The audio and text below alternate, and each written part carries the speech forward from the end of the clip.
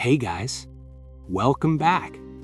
Tonight, we're drifting into one of the most haunting and beautiful corners of ancient Greek mythology. The quiet legends that shaped love, loss, destiny, and the soft mysteries whispered between gods and humans. From the tragic music of Orpheus and Eurydice to gentle transformations, peaceful underworld stories, warm goddess tales, and the silent journeys of forgotten heroes, this is a 2-hour descent into the calmer side of Greek legends, designed to slow your breath, loosen your mind, and guide you into a deep, restorative sleep. You'll hear the soft echo of ancient temples, the distant hum of the Aegean Sea, and the quiet heartbeat of stories that survived thousands of years, not with thunder, but with tenderness.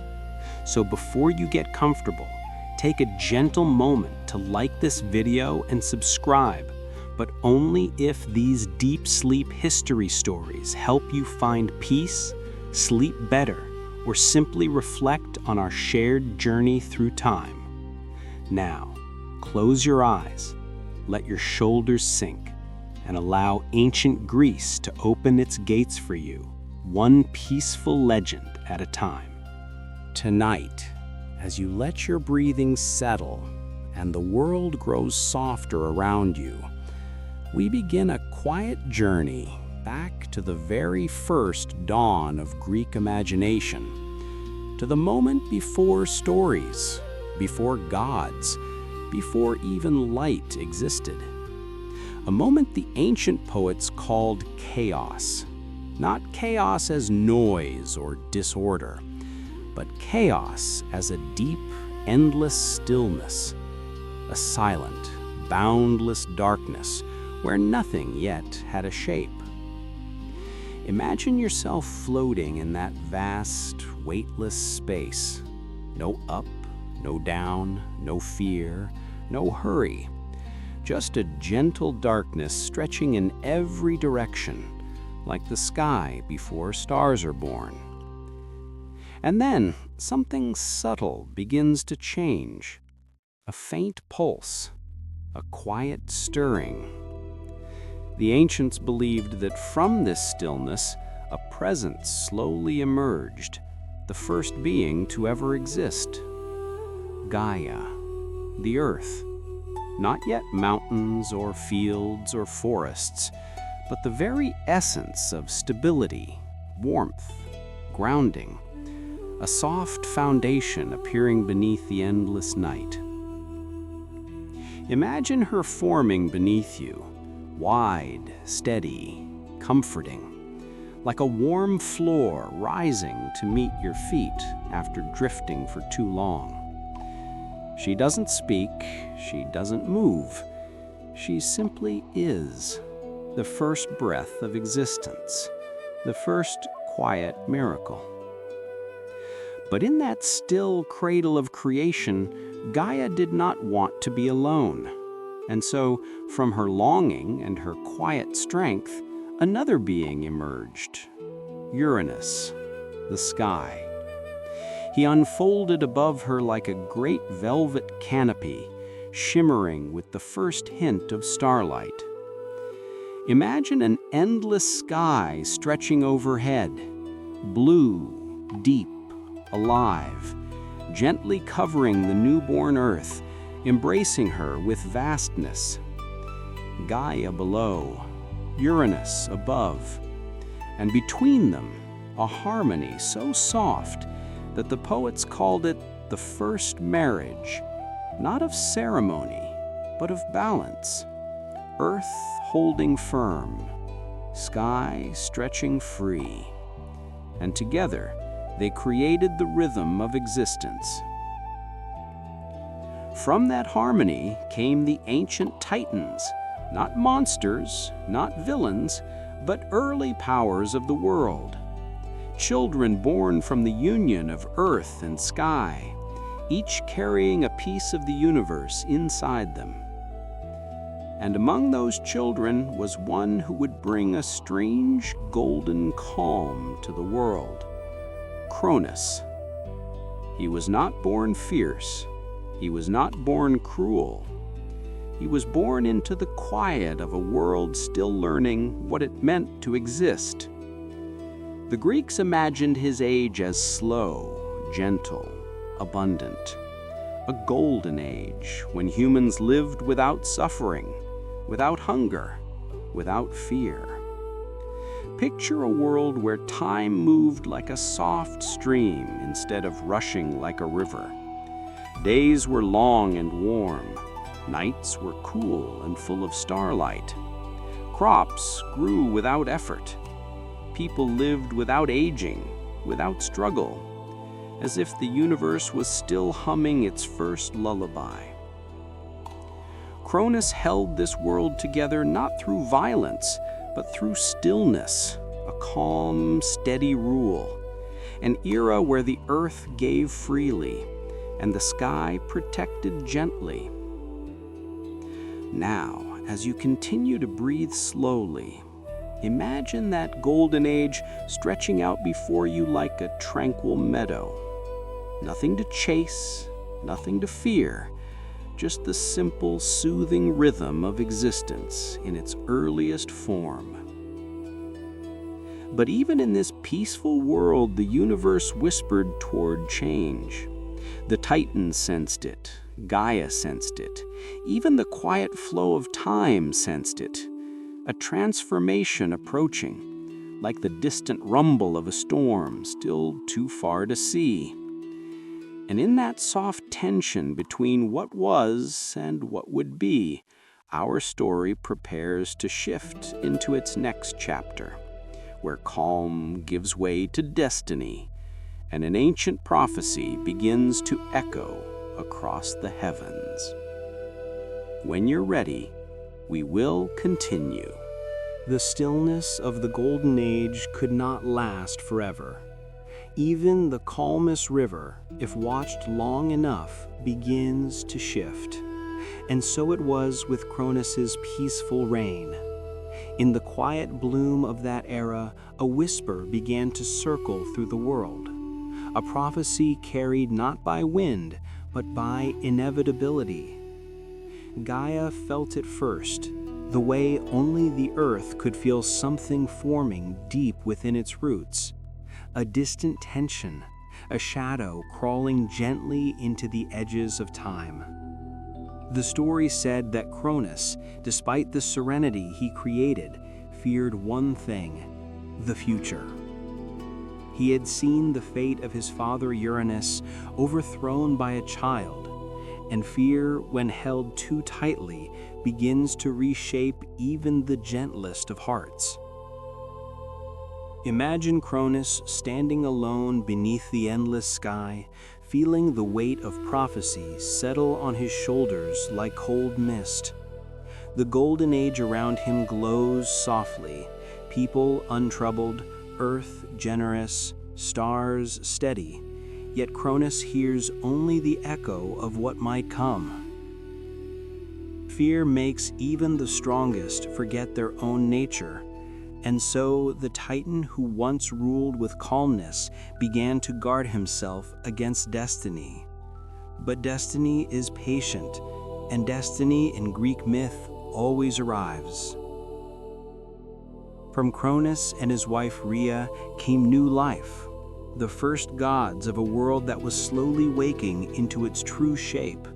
But Cronus, trembling at the thought of being replaced, made a choice born of panic. Each time a child was born, he swallowed them, not out of cruelty, but out of fear. Fear that the prophecy would someday place one of those children on the throne he held. Imagine Rhea, kind, gentle, grieving, watching her children disappear one by one into the darkness of Cronus's dread. The air around her silent, the earth beneath her unmoving, until at last she could bear it no longer. When her youngest child was born, she could feel something different in the air, a spark, a new rhythm, as if the universe itself paused to listen. This child was Zeus. Rhea hid him away on a distant mountainside where soft winds curled around ancient pines and the sea hummed below.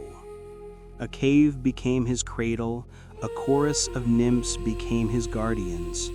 And while the world slept peacefully under Cronus's watch, Zeus grew, quietly, steadily, shaped by the wildness of the mountains and the timeless pulse of nature.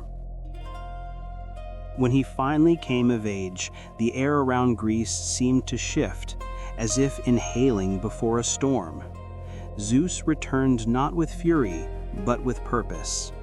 He freed his swallowed siblings, who rose not as infants, but as full, radiant gods: Hades, Poseidon, Hera, Hestia, and Demeter. Together they stood like dawn rising after a long night. And Cronus sensed that destiny, the one he tried so desperately to outrun, had finally arrived at his door. What followed was not simply a battle, but a cosmic trembling, the Titanomachy, the war between titans and the new gods. But for tonight, you do not need to hear the thunder of war. Only imagine its distant shape, great mountains stirring, oceans pulling themselves into tall walls of water, the sky flickering with ancient fire. Yet even in myth, storms eventually settle. And after the shaking stopped, Zeus emerged not just victorious, but transformed. The world was new again, raw, open, waiting. Now a different kind of story began to take shape, a quieter one, a more human one. It was no longer about the birth of earth or sky, but about the birth of humanity itself, a creation not born from thunder, but from compassion. And that part of the story belongs to Prometheus, the friend of mankind. As your breathing softens once more, we will drift toward his tale soon. The storm of the Titanomachy faded at last, leaving behind a world that felt newly washed, like the air after a long night of rain. And in this quiet aftermath, the universe seemed to take a breath. The mountains settled. The oceans lowered themselves back into their ancient rhythms. And the sky, once torn by fire, returned to its gentle blue. It was in this restored calm that a new figure stepped forward, one whose story was not told with thunder or war, but with quiet devotion: Prometheus. His name means forethought, and everything about him moved with a kind of careful tenderness. While the other gods shaped thrones, forged weapons, or measured the heavens, Prometheus looked downward toward the silent, empty world waiting below, toward the bare earth that had no creatures to walk it, no hands to work it, no hearts to wonder at it.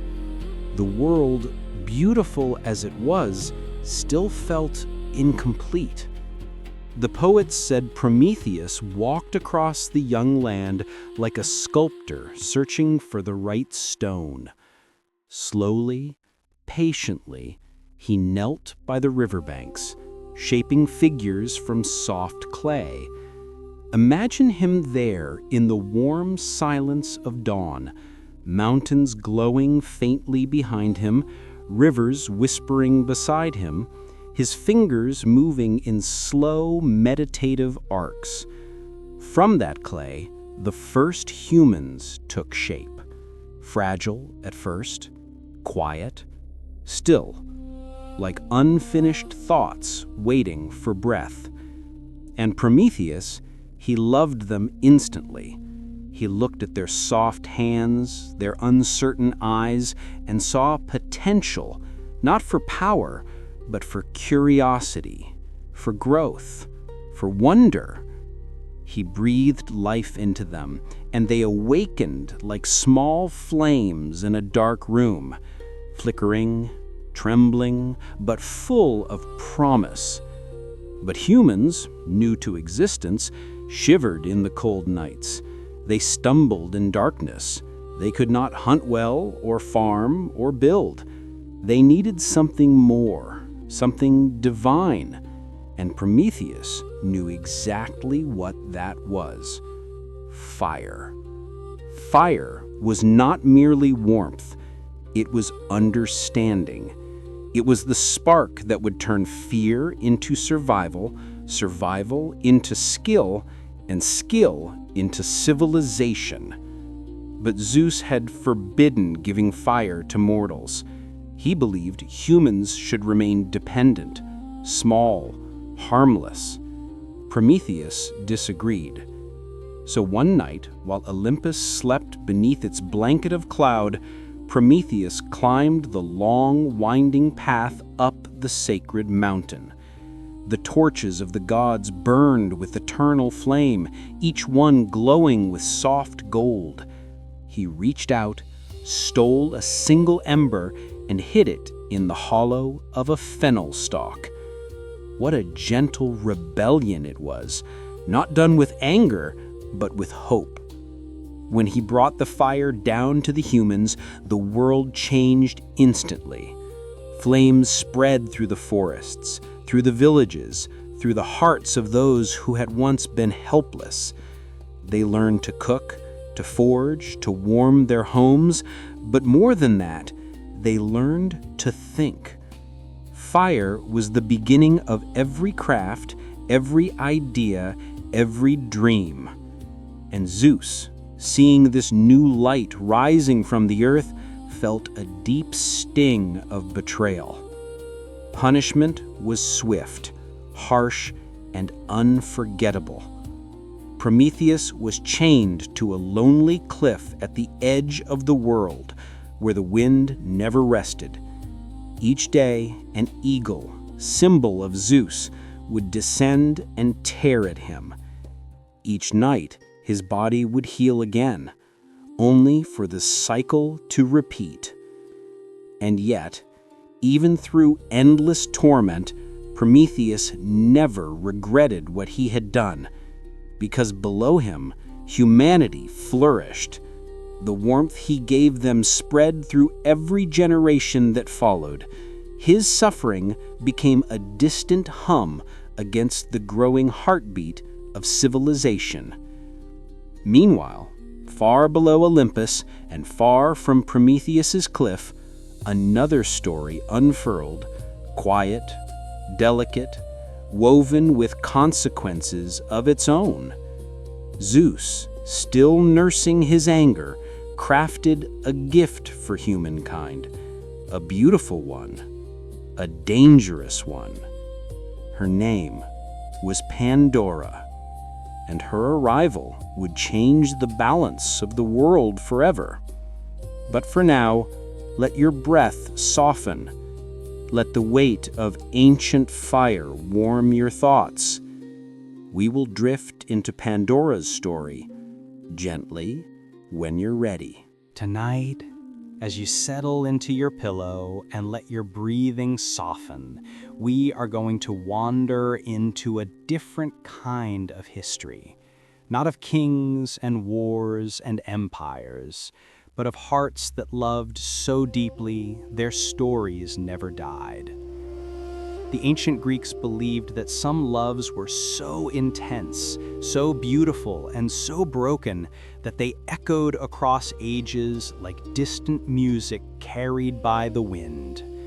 In this chapter, we begin the first of 8 eternal love stories whispered for peaceful sleep.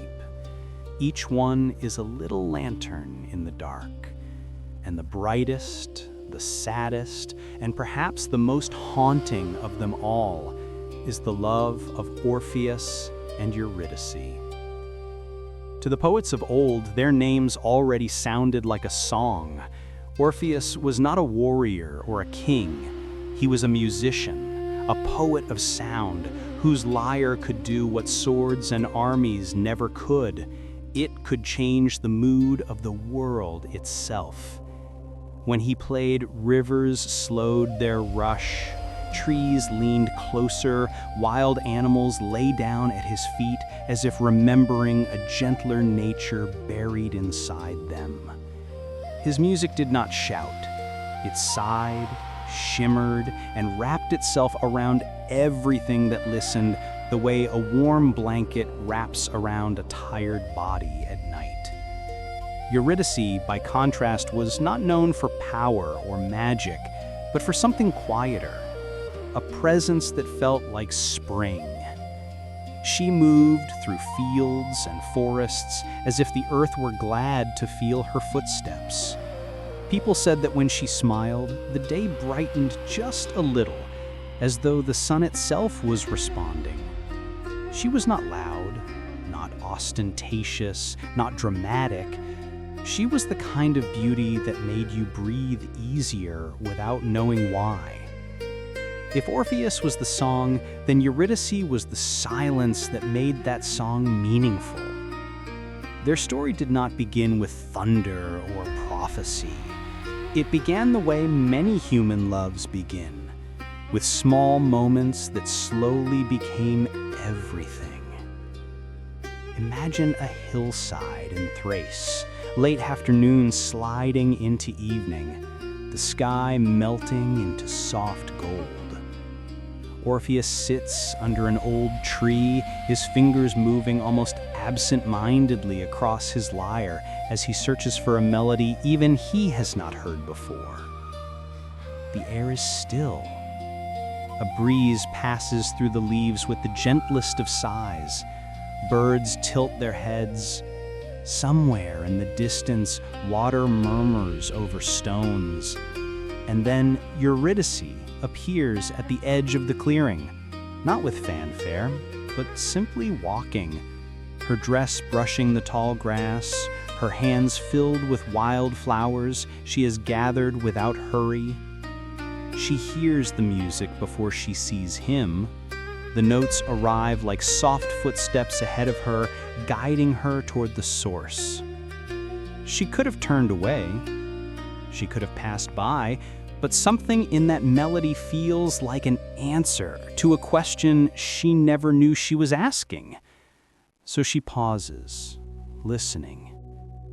Orpheus, lost in his music, does not notice her at first. He is playing not for an audience, but for the sky, for the trees, for that hidden part of himself that only truly wakes when the strings hum beneath his touch. But slowly he feels it. That subtle sense you get when you are no longer alone. He looks up and sees her, standing there at the edge of the light, not posing, not demanding to be noticed, just existing. And in that quiet existence, he feels a shift inside his chest, like a door opening. They do not fall into dramatic declarations.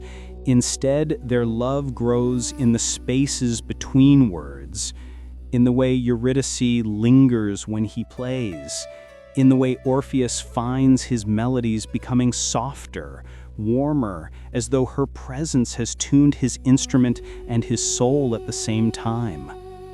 Days turn into weeks, weeks into months, and their connection deepens like a river carving out its bed. Not suddenly, but inevitably. The forest becomes their cathedral, the sky their ceiling, the breeze carries their laughter away to distant hills. Eventually, marriage becomes not a decision, but the natural continuation of what already is. Their wedding is not a display of wealth or power. It is a celebration that feels more like a blessing laid gently on the world. Friends gather, music flows as freely as the wine. Flowers are woven into Eurydice's hair. Orpheus's lyre sings with a joy so pure that even the gods, it is said, paused to listen. For a little while, the world feels complete. Love is simple. The future stretches before them, long and golden like a road the sun itself has paved just for the two of them. But happiness in Greek myth is often like a fragile glass, its beauty partially born from how easily it can break. One soft afternoon, sometime after the wedding, Eurydice wanders away from the celebrating crowds, seeking a moment of quiet. The meadow she steps into is peaceful, the grass warm beneath her feet, the air wrapped in bird song, and the faint buzz of summer insects. She leans down to pick a pale flower, something simple and lovely to bring back to Orpheus, a silent gift from her to him. And in that small, ordinary gesture, everything changes. The serpent hidden in the grass strikes before she can cry out twice. The pain is sharp, shocking, and then suddenly far away.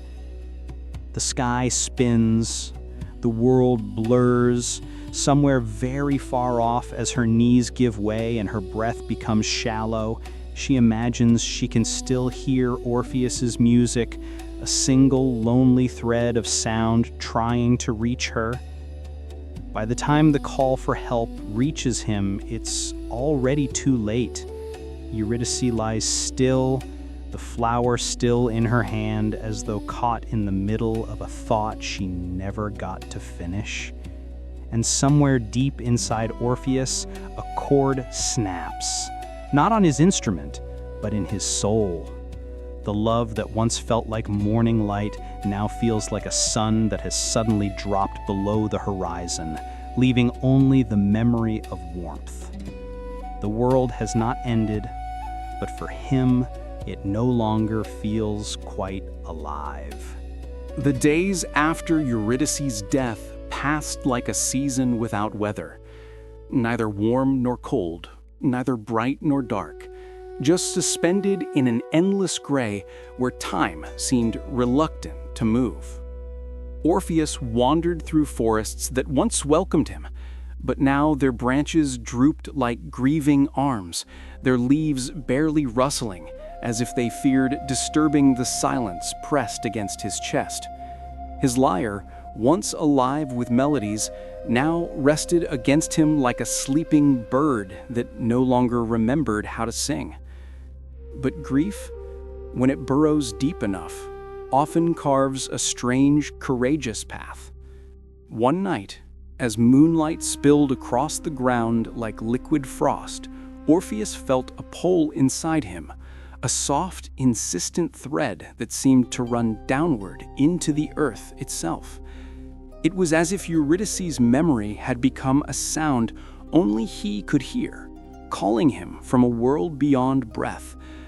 And so he began the journey no living soul was meant to take, a descent into the Underworld. The entrance was not marked on any map. It waited in a place where the world grew thin, where shadows lingered even when the sun was high. Orpheus found it in a cave whose mouth yawned like an ancient wound, cool air spilling from within as though the underworld exhaled patiently, expecting him. With a hand trembling not from fear but devotion, he stepped inside.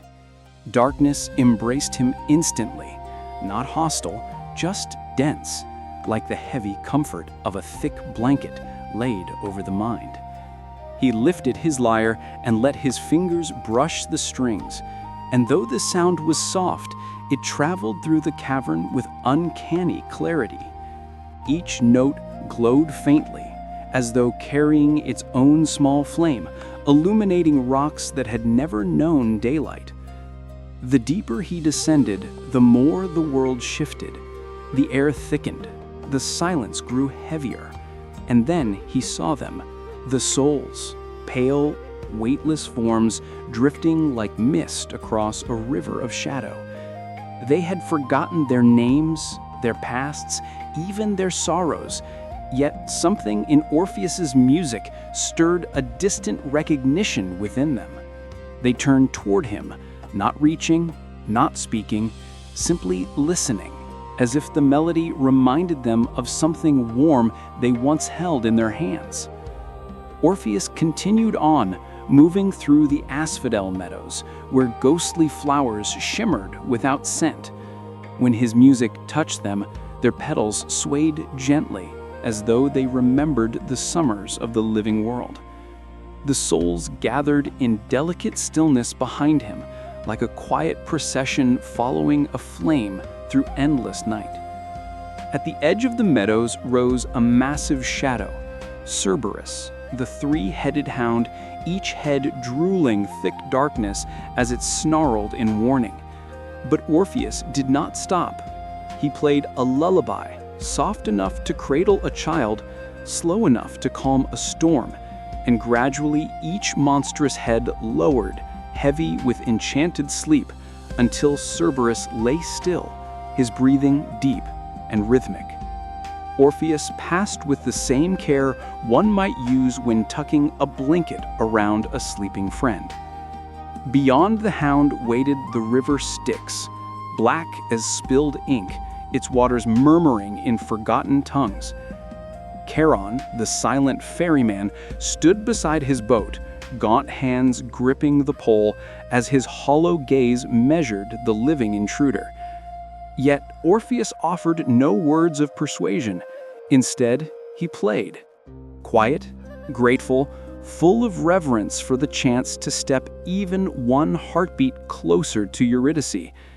Charon felt the music settle through him like warm dust, and breaking a rule older than memory, lifted Orpheus into the boat and ferried him across the dark water. On the far bank, Orpheus stepped into the tribunal chamber where Minos, Rhadamanthus, and Aeacus waited, immovable judges carved from ancient law. But when his music rose, they bowed their heads slightly, as though acknowledging that some truths reach deeper than justice. They let him pass without question. And so Orpheus finally stood in the heart of the underworld, before the thrones of Hades and Persephone. Hades, stern as winter stone, watched him with an unreadable gaze, while Persephone, the queen with spring woven quietly into her sorrow, leaned forward ever so slightly.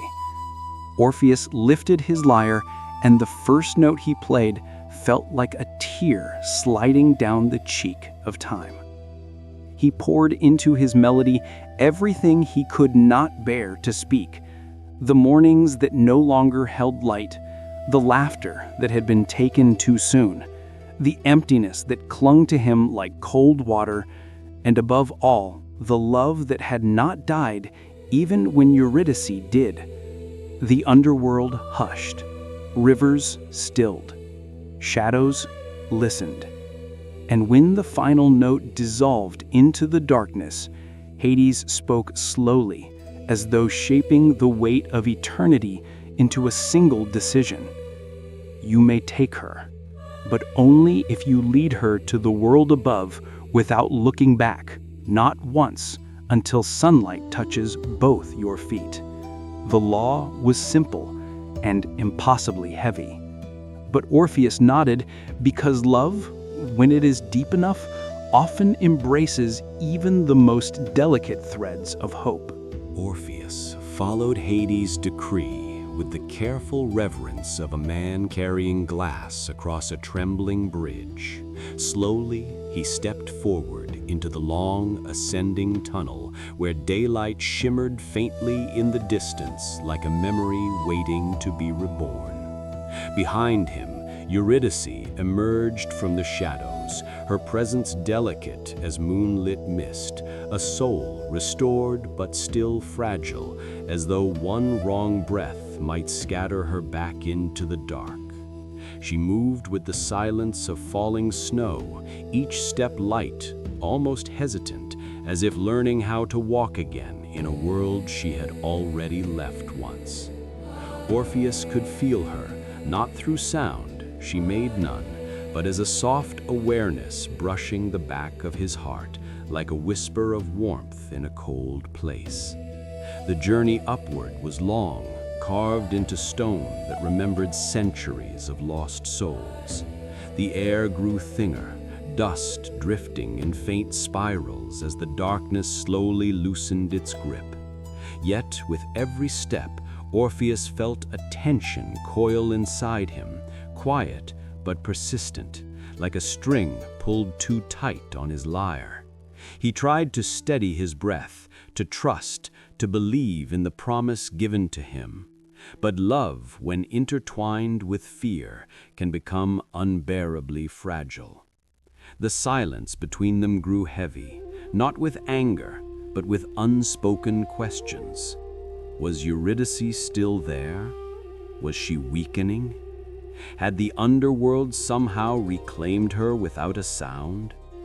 Orpheus listened for even the tiniest sign, an exhale, a footstep, a rustle of cloth. Yet nothing came but the soft echo of his own heartbeat. And with every moment that stretched into the next, his doubt deepened like a shadow lengthening at dusk. Still, they continued upward, drawn by the faint glow that slowly widened ahead. The scent of living air began to drift toward them, fresh soil, distant wind, the faint promise of sky. Eurydice could sense it too. She reached out instinctively, as though she could feel warmth returning to the world, and her fingers hovered inches from Orpheus's back, longing to reassure him, but unable to cross the boundary that Hades' spell imposed.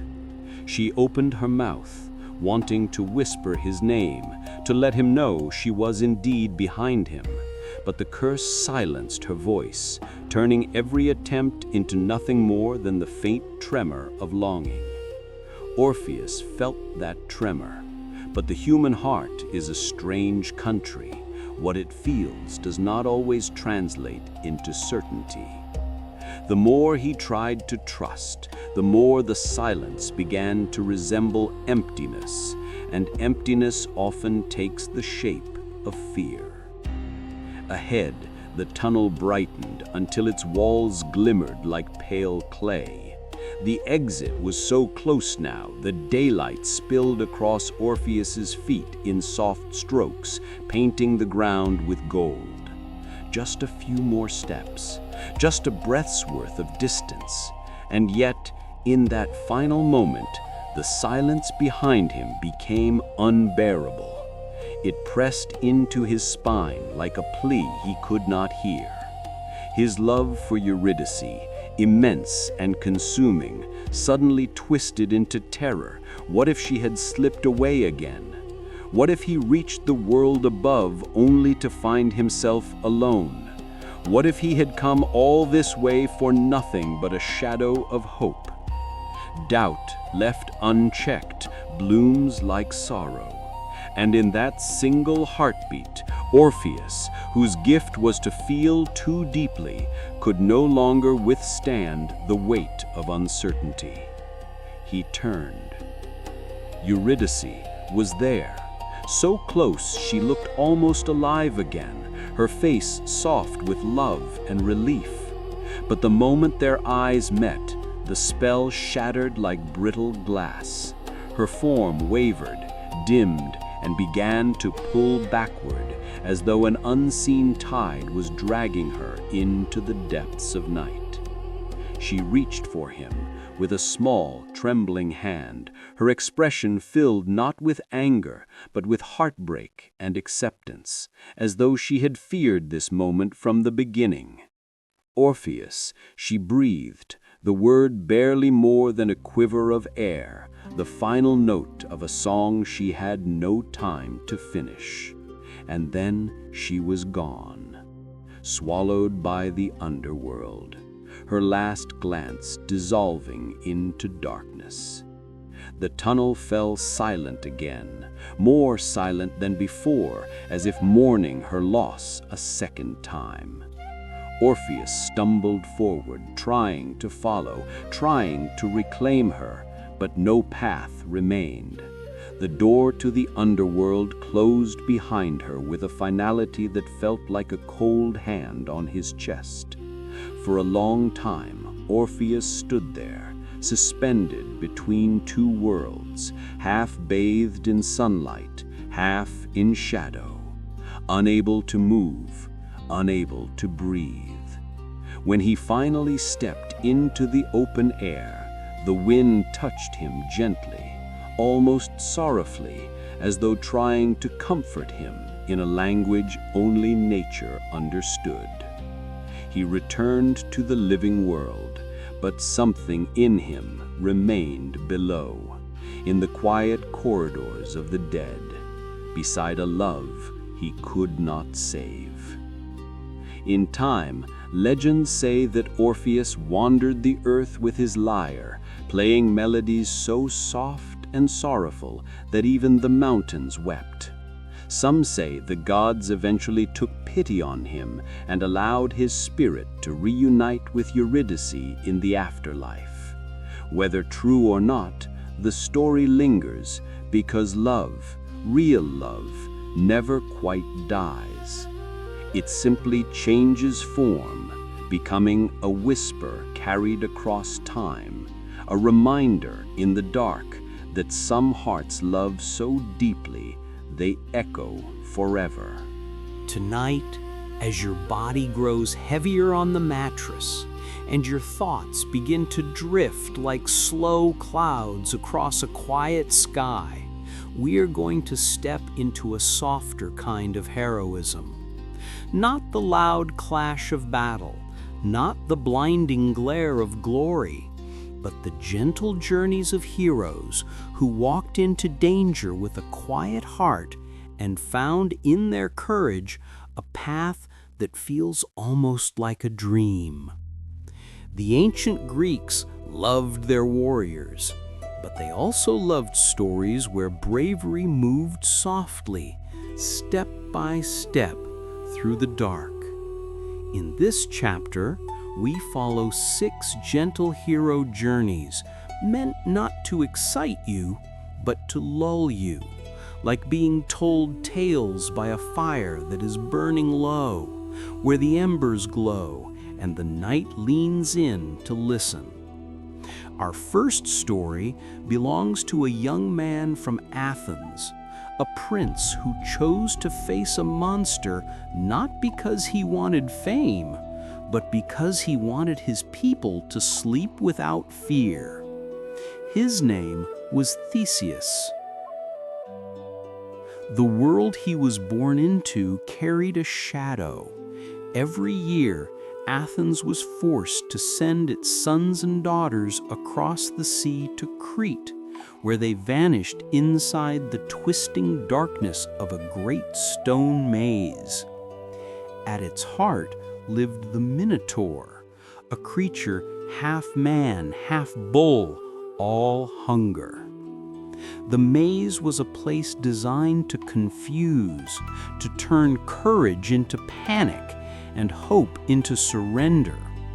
But Theseus, hearing the cries of his people, chose not to stand aside. He volunteered to be one of the victims, though in his heart he carried a different plan: to walk into the labyrinth and walk back out again, bringing an end to the terror. The journey to Crete was marked not by storms or violence, but by a slow, heavy silence. The ship creaked softly as it slid over the water. The other youths tried to be brave, but their eyes betrayed the tremor of their thoughts. Theseus stood among them, calm, his hands resting on the wooden rail, watching the horizon rise and fall. In those moments, he was not a hero in shining armor. He was simply a young man refusing to be afraid on behalf of others. When they reached Crete, the palace of King Minos shone with cold beauty, all white stone and sharp corners. Yet within its walls lived someone who did not love the cruelty of the labyrinth. Ariadne, the king's daughter. She watched Theseus and felt something different in him, a kind of quiet determination that did not boast. In the secrecy of night, under a sky full of distant stars, she came to him with a simple gift, a ball of thread. "Tie one end at the entrance," she whispered, "and let it unspool as you walk. No matter how dark it becomes, no matter how many turns you take, you will always have a way back." It was not a weapon. It was guidance, and sometimes the kindest help we receive in life is exactly that, a thread, a small way to not get lost in our own darkness. When Theseus stepped into the labyrinth, the air shifted around him. The walls loomed close, swallowing sound. His footsteps echoed softly, then were swallowed too. He tied the thread at the entrance and moved forward, the line unrolling behind him with each careful step. The labyrinth twisted and looped, doubling back on itself, offering dead ends and hidden corners where fear could plant its seeds. But Theseus kept walking, hand occasionally brushing the thread, reminding himself he was not entirely alone. At the center of the maze, in a chamber where the air was thick and still, the Minotaur waited. In other tellings, this moment is all violence and noise, but tonight we imagine it differently. We imagine Theseus standing still for a long moment, watching the great creature breathe, seeing not just a monster, but a being trapped in its own fate, born into a role it never chose. The fight was inevitable, but it was not wild. It was controlled, like a difficult decision carried out with a steady hand. When it was over, the maze grew quieter, its hunger finally eased. Theseus did not linger.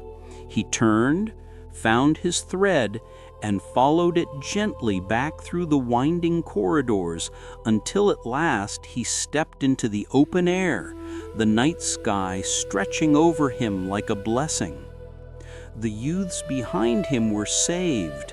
Athens would no longer send its children to be swallowed by stone and shadow. His journey was not grandly celebrated in that moment. Instead, it felt like a long exhale, like a city finally loosening a fear it had held in its chest for too many years. Far away, on another stretch of sea, a different ship would one day set sail, this one carrying a man named Jason and a crew of chosen companions toward a land at the edge of the known world, searching for a golden prize said to shine like captured sunrise. But that is also a story of a gentle kind of bravery, and as your eyes grow heavier, we will drift toward his voyage, letting the waves of his legend roll softly beneath us. Far beyond the quiet shores where Theseus once stepped back into the night air, another journey was beginning, one that did not take place in the twisting dark of a labyrinth, but on the open sea, where the horizon stretched in every direction like an endless breath. Jason, Prince of Iolcus, stood on the deck of a ship unlike any the Greeks had ever seen. Its name was Argo, carved into the wood with care, and legend whispered that one of its beams held the voice of a sacred oak tree from Dodona, capable of murmuring guidance in moments of doubt. But for now, the ship was silent, rocking gently in the harbor as Jason looked out at the world he was meant to explore. His quest was simple in its outline, yet impossibly vast in its execution.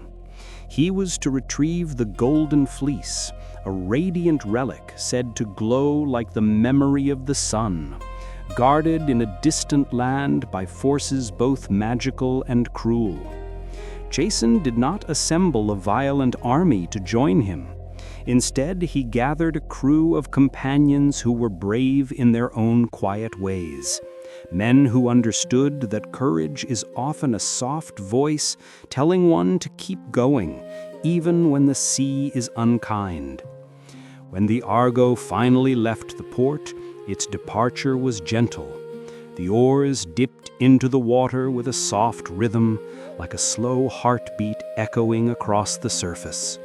The wind caught the sail with a sigh, and the ship drifted forward, carrying with it not only the hopes of Jason, but the shared breath of everyone who believed in journeys that begin without certainty. Nights on the Argo felt like floating through a dream. The stars hung low, reflected on the water so perfectly that it seemed as though the ship were sailing through two skies at once, one above, one below. Jason often stood alone at the bow, letting the wind brush his face, wondering what dangers waited ahead and whether he would have the strength to meet them. But he did not cling to worry. He held it the way one holds a pebble, lightly, aware of its weight, but not crushed by it. The challenges they met were not always battles. Sometimes they were long stretches of silence, where the sea offered no direction. Sometimes they were islands where the wind would not blow, leaving the crew drifting in stillness.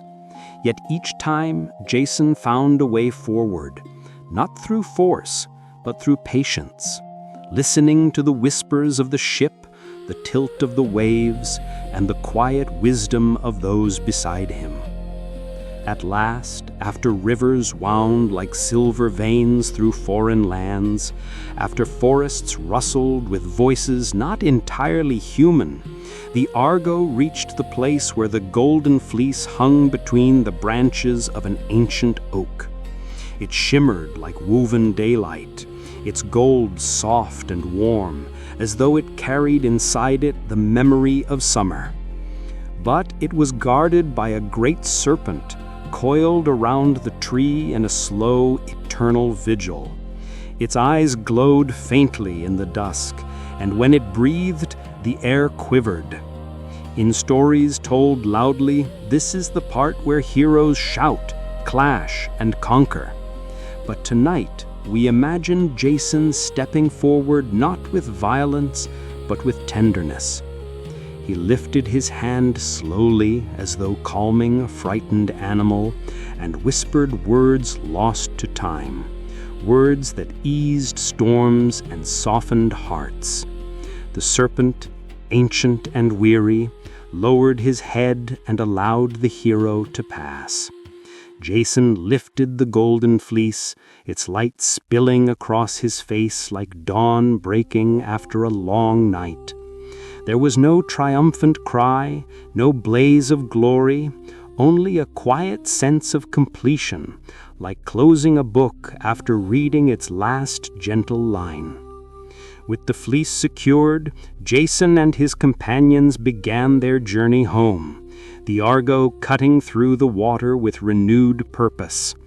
And somewhere far away, another young hero was about to face a challenge not on the sea or in a maze, but in a realm where danger wore the shape of a gaze. Perseus, still scarcely more than a boy, was about to step into a story woven with shadows, stone, and fate, but also, quietly, with hope. And so, Jason's story drifts gently into the distance, like a ship disappearing behind soft morning mist. And another young hero steps quietly into the light of an entirely different kind of challenge. Perseus was not tall or intimidating, nor did he stride into the world with the swagger of warriors. He carried instead a calm curiosity, as if life were a puzzle worth unraveling with patience rather than force. When King Polydectes sent him to retrieve the head of Medusa, a creature whose gaze could turn living beings to stone, it was meant to be a death sentence disguised as a command. But heroes shaped for gentleness have a way of surviving the impossible. Perseus did not march alone. The gods, watching the quiet earnestness of his spirit, sent him gifts that were not meant to intimidate, but to guide. A pair of winged sandals to carry him lightly over danger. A polished shield that reflected truth without distortion. And a curved blade fine enough to cut through fate itself. With these, Perseus began his journey, not with the roar of armies behind him, but with the hush of dawn at his back. He flew above oceans where the waves curled like sleeping giants, above forests where the wind stroked treetops into whispers, above islands untouched by time. When he finally descended into the land of the Gorgons, the world felt suspended, holding its breath. The air was still, thick with ancient magic, and scattered across the ground were the silent shapes of warriors who had come before him, frozen mid-motion, their fear preserved in stone forever. Perseus did not let that fear enter him. He held the polished shield before him, not to hide behind, but to look safely at Medusa through its gentle reflection. And there she was, a figure both fearsome and tragic, hair alive with serpents, eyes burning with a pain deeper than violence. Some say she had once been beautiful, a victim of gods rather than a monster by choice. Perhaps Perseus sensed that truth, for he moved softly, stepping with the care one uses near someone who has suffered too much. He did not strike with cruelty. He struck with mercy, severing not her life, but her torment. And when the deed was done, the earth did not tremble. The sky did not cry out. It was simply quiet, like a long exhale after years of holding breath. With Medusa's head safely wrapped, Perseus traveled home, but on the way he found another story woven into his path. A maiden chained to a rock by the sea, waiting to be sacrificed to a creature from the depths. Her name was Andromeda. She did not scream when Perseus approached. She simply looked at him with eyes full of the tiredness born from long fear. And gently, without boasting or drama, Perseus freed her, turning the sea monster to stone with Medusa's gaze, not out of triumph, but to restore peace to a coastline that had forgotten calm. He returned home not to fanfare, but to the soft recognition that even small kindnesses can echo across kingdoms. And somewhere far from Perseus's quiet victory, in a workshop lit by golden afternoon light, another story was taking shape. A story of a father and son whose dreams reached higher than the world could contain. Daedalus, the great craftsman, spent his life shaping wonders with his hands, labyrinths, statues, tools that seemed to breathe. His son Icarus carried the bright energy of youth, always chasing the thrill of the next idea. When King Minos imprisoned them on Crete, Daedalus crafted wings, not weapons, but delicate marvels built from feathers and wax. Before they flew, he held Icarus close, whispering warnings softened by love. Don't fly too high where the sun melts the wax, nor too low where the sea pulls you down. For a brief, breathtaking moment, the two soared together across the sky like birds learning an old song. Icarus laughed, his joy too large for caution. And though the story usually speaks of tragedy, tonight we imagine something softer. Not a fall, but a moment suspended in golden light, where a father watches his son rise, proud of the hope he helped create. Whether Icarus fell or flew forever into the horizon is a choice the dreamer makes. In sleep, both can be true. And so we drift to our final hero, Bellerophon, who did not walk or sail or climb into legend. He flew on Pegasus, the white-winged horse born from divine mystery. Pegasus did not accept riders easily, but Bellerophon approached with humility, not dominance.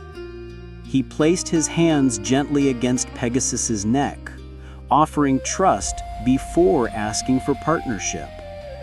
And Pegasus, sensing the sincerity, lowered its wings and allowed him to climb on. Together they soared above valleys and clouds, rising into cooler air where thoughts turned quiet, and the world below seemed small and soft. Even their battles were not told tonight with rage, but with a sense of restoring balance to a land in need. And when Bellerophon, filled with longing, tried to fly too high, toward Olympus itself, Pegasus, loyal and wise, let him dismount safely, refusing to carry him into arrogance. In the end, Bellerophon learned something that all dreamers eventually discover, that true heights are reached not by defiance, but by peace. And so, as this chapter closes, all 6 hero journeys blend into a single lullaby: Theseus's courage, Jason's perseverance, Perseus's gentleness, Daedalus's wisdom, Icarus's bright hope, and Bellerophon's humility, each a soft flame guiding you deeper into sleep. Tonight, as we drift deeper into the quiet world of ancient Greek legends, we enter a chapter shaped not by battles or heroic trials, but by the soft art of transformation. The way a soul changes form when emotions overflow, when longings become too heavy for the human body to hold. These are stories where metamorphosis is not punishment, but a gentle release, a way for a tired spirit to find peace in another shape. And the first story that rises before us is that of Daphne, the nymph whose footsteps were as light as morning wind and whose heart sought freedom more than affection. Apollo, the radiant god of light, had once mocked the power of Eros, the small but clever god of love. In response, Eros loosed 2 arrows, one tipped with gold that would ignite unending desire, and the other tipped with lead that would repel it. Apollo received the gold, Daphne received the lead, and from that moment their fates became a long echo, one heart chasing, the other fleeing. But tonight we do not tell this story with the frenzy it is often painted with. Instead, we see Apollo not as a figure of relentless pursuit, but as someone overwhelmed by a sudden storm of emotion he did not understand. We see Daphne not as prey, but as a soul longing for stillness in a world too loud. As she ran through the forest, branches brushing her shoulders like whispered warnings, Daphne felt her strength thinning, her breath scattering like petals in the wind. She called out to her father, the river god Peneus, begging him to help her remain whole, not in the face of danger, but in the face of a destiny she never chose. And in a moment suspended between fear and mercy, she felt her body soften, not collapsing, not breaking, but shifting. Her feet rooted into the soil as though they had always belonged there. Her arms stretched upward, lengthening into branches. Her hair darkened into leaves that shimmered with a quiet inner music. Her heartbeat slowed, not ending, but transforming into the gentle pulse of sap beneath bark. When Apollo reached her, the wind had already wrapped Daphne in her new form, a laurel tree. And Apollo, breathless with awe and grief, understood what she could not say. He did not tear her from the ground or curse the change. Instead, he placed his hand against the smooth bark and whispered his devotion not to the girl she had been, but the spirit she had become. He vowed that the laurel would be his sacred tree, not as a trophy, but as a reminder that love, when unreturned, must learn to kneel rather than grasp. The air grew softer around them, and for the first time, Daphne felt the peace she had chased for so long. Her leaves trembled gently in the breeze, like a sigh finally released. And as we drift from her grove, we move toward another soul whose fate was sealed by reflection, the story of Narcissus, a young man whose beauty was so striking that the forest nymphs trailed after him like shadows. Yet his heart was a closed room with no window, and every confession of love rolled off him like water from polished marble. Among those who loved him was Echo, the nymph cursed to speak only what she last heard. She watched him from behind trees, longing for a chance to reveal her own emotions. But whenever she tried, all she could offer him were fragments of his own words. Tonight, however, we do not dwell on her sorrow.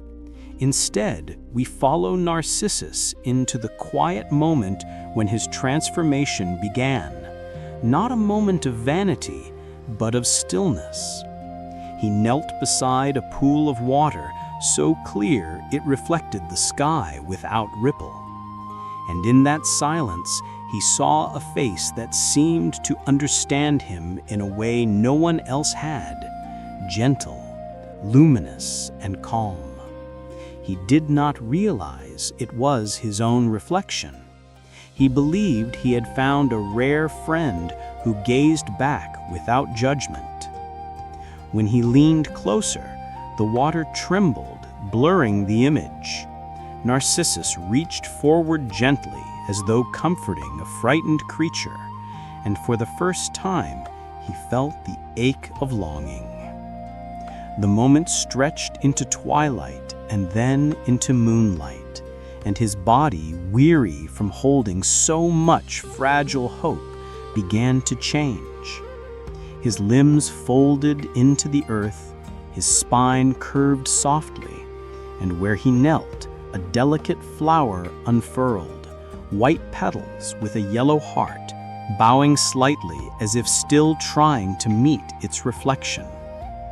In that peaceful transformation, Narcissus did not vanish. He simply became something that could finally understand calm. And the pool, touched by moonlight, held his new form with tenderness, never distorting it again. As the pale petals of Narcissus drift softly in our memory, we move gently into a story shaped not by longing, but by desire that grew too bright, too fast, like sunlight magnified through glass. King Midas was not born cruel or greedy. He was simply a man whose heart had never learned how to measure enough. His kingdom prospered under warm skies, and his gardens swelled with fruit so sweet that travelers often believed they had stepped into a land touched by divine kindness. Yet Midas, in the quiet chambers of his palace, carried an unspoken hunger, not for power, but for reassurance, for the feeling that he possessed something permanent in a world that kept shifting like wind over wheat. When Dionysus, the god of wine and gentle celebration, offered Midas a reward for a small act of kindness, the king did not pause to consider. He asked for the golden touch, the ability to turn anything he laid his fingers upon into gold. It sounded to him like certainty, like the promise of never again fearing loss. But transformations shaped by desire rarely bring the peace one imagines. At first, Midas marveled as roses stiffened into gleaming metal sculptures, their scent replaced by the cold shimmer of sunlight on gold. The pillars of his hall glowed like frozen fire. His throne became a monument to his own wish. Yet, as the hours slipped by, the beauty of his gift began to weigh upon him. Bread became a brick of metal the moment he lifted it. Water stiffened mid-pour, ringing like a struck bell.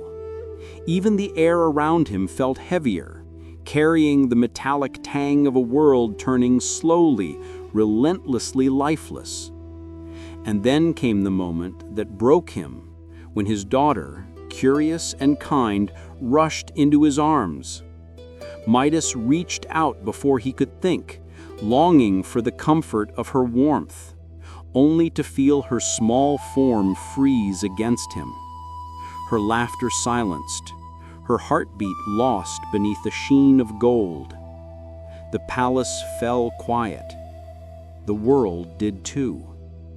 In that stillness, Midas knelt before the statue that had been his daughter and understood, at last, that abundance without tenderness is emptiness in disguise. And so he prayed, not as a king, but as a father whose heart had cracked wide open. Dionysus, moved by the sincerity of his regret, instructed him to wash his curse away in the river Pactolus. The cool water kissed his skin, drawing the golden touch from him like a fever leaving the body. When he returned, his daughter breathed once again, warmth blooming through her like sunrise across stone. And Midas learned in that quiet embrace that true treasure is not what endures forever, but what feels alive in your hands for just a moment. With his lesson lingering like a soft echo, we drift to another tale woven from music and longing. A story about sound becoming shape and fear becoming refuge.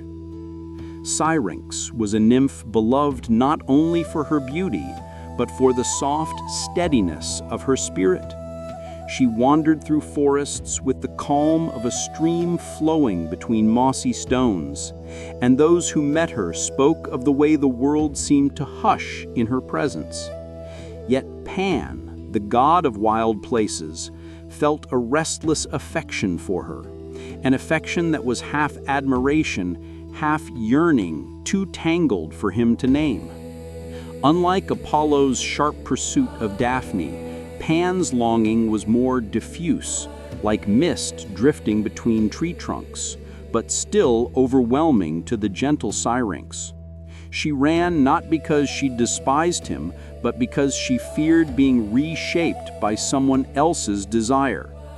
As she ran along the riverbank, her breath unsteady, she whispered a plea to the water nymphs for help.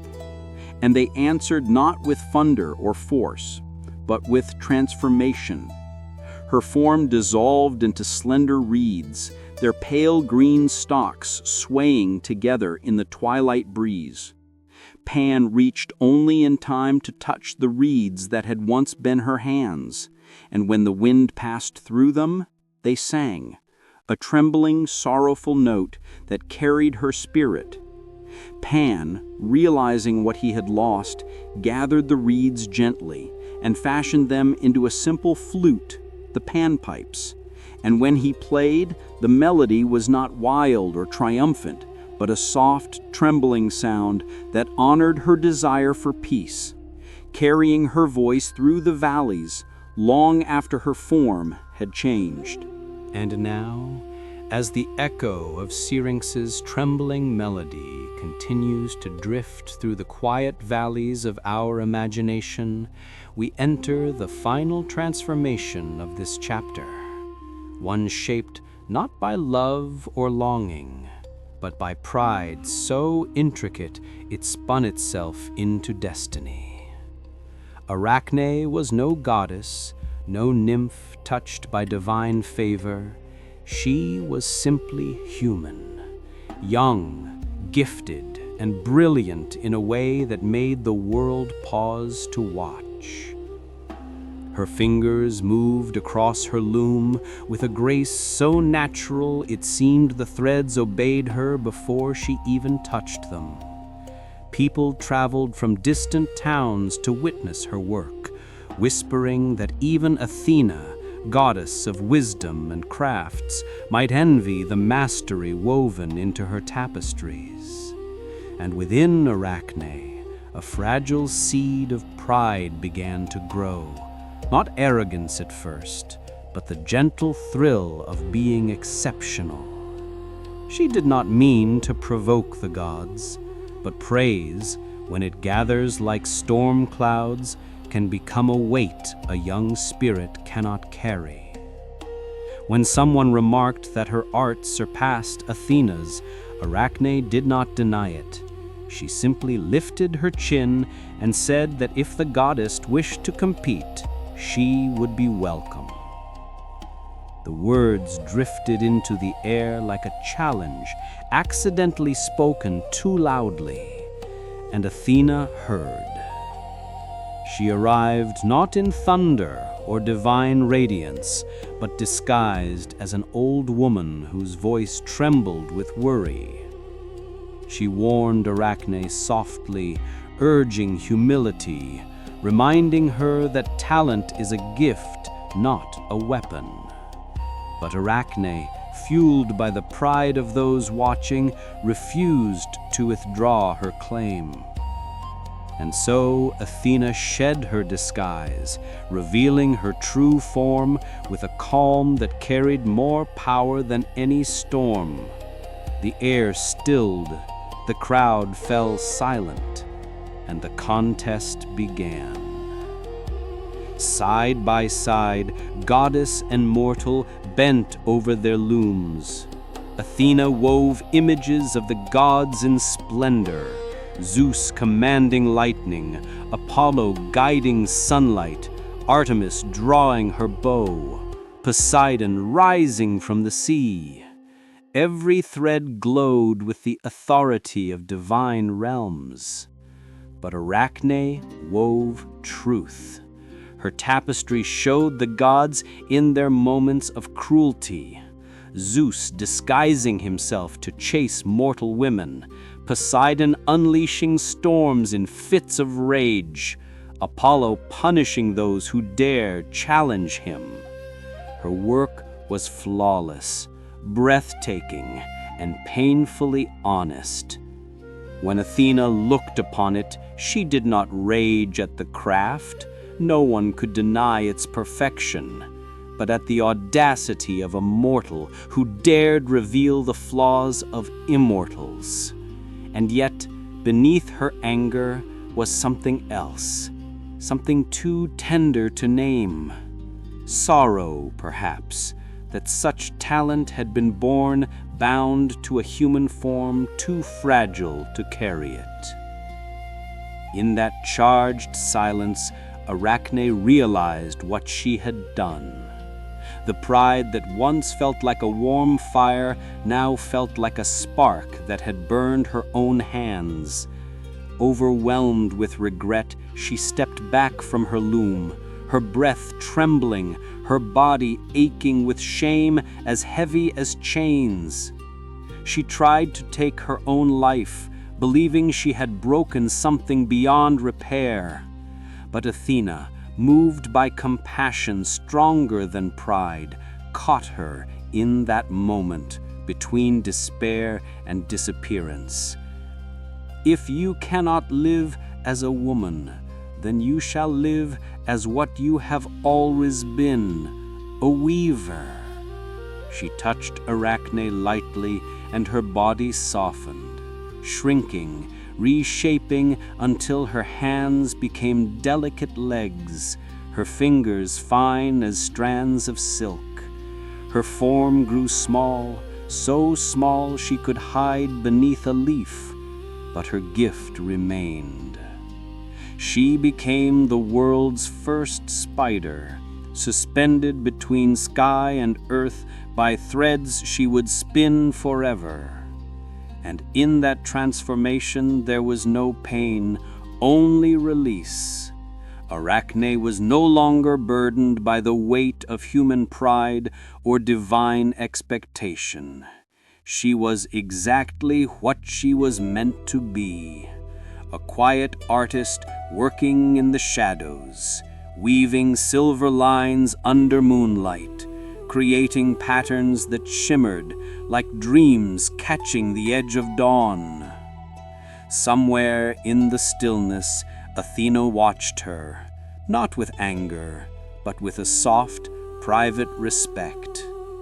And so this chapter closes with the image of a tiny creature drifting on a single thread, its body light, its purpose clear, its story transformed from tragedy into a kind of peace. The world becomes quiet, as though every rustling leaf is another tapestry being begun. Tonight we drift deeper than ever before, not into the bright temples of Olympus, nor the sunlit fields of Arcadia, but into the quiet, velvety darkness of the Underworld, a realm so often misunderstood, painted with fear by the waking world, yet holding a serenity far older than any mortal prayer. Down here, shadows do not threaten, they rest. Footsteps do not echo, they soften. And at the heart of this quiet kingdom stands Hades, a god wrapped not in thunder or fire, but in a stillness that has weight, like the hush that settles before snowfall. Hades was never the monster that stories made him. He did not seize his throne through violence or hunger for power. He inherited his realm as one inherits a duty, reluctantly at first, then with a kind of commitment born from understanding that some tasks, though heavy, keep the world balanced. He walked the halls of his kingdom with a gentleness few ever witnessed, touching the asphodel blossoms that grew where souls wandered, listening to the distant hum of the rivers that circled his realm, like veins carrying the lifeblood of a world beyond sight. At times he felt the weight of solitude pressing upon him, a god among endless souls who no longer breathed. But solitude, too, can become a kind of companionship. The shades who passed through the underworld did not fear him. They recognized him, the way night recognizes dusk. But Hades was not alone in keeping the quiet order of his kingdom. Hermes, the swift-footed guide of travelers, often descended into the underworld with steps so light they barely stirred the mist. Though known among mortals as a trickster, Hermes carried out this duty with solemn respect. He would arrive beside souls bewildered by the soft unraveling of life, offering comfort not through words, but through presence. the simple kindness of someone who knows the road well and will not let you walk it alone. His lantern, small and warm, cast a circle of golden light that never frightened the darkness, only shaped it gently, like a friend adjusting pillows before sleep. Hermes guided kings and beggars alike, making no distinction between the weight of their former lives, only guiding each one to the banks of the silent river where Charon waited. But before we reach the ferryman's shore, another presence moves through the underworld like a flicker of candlelight in an old corridor. Hecate, goddess of magic, crossroads, and all quiet transformations. She walked neither in the bright lands above nor fully within the shadows below. Instead, she traveled between them, her torch carving thin ribbons of twilight wherever she passed.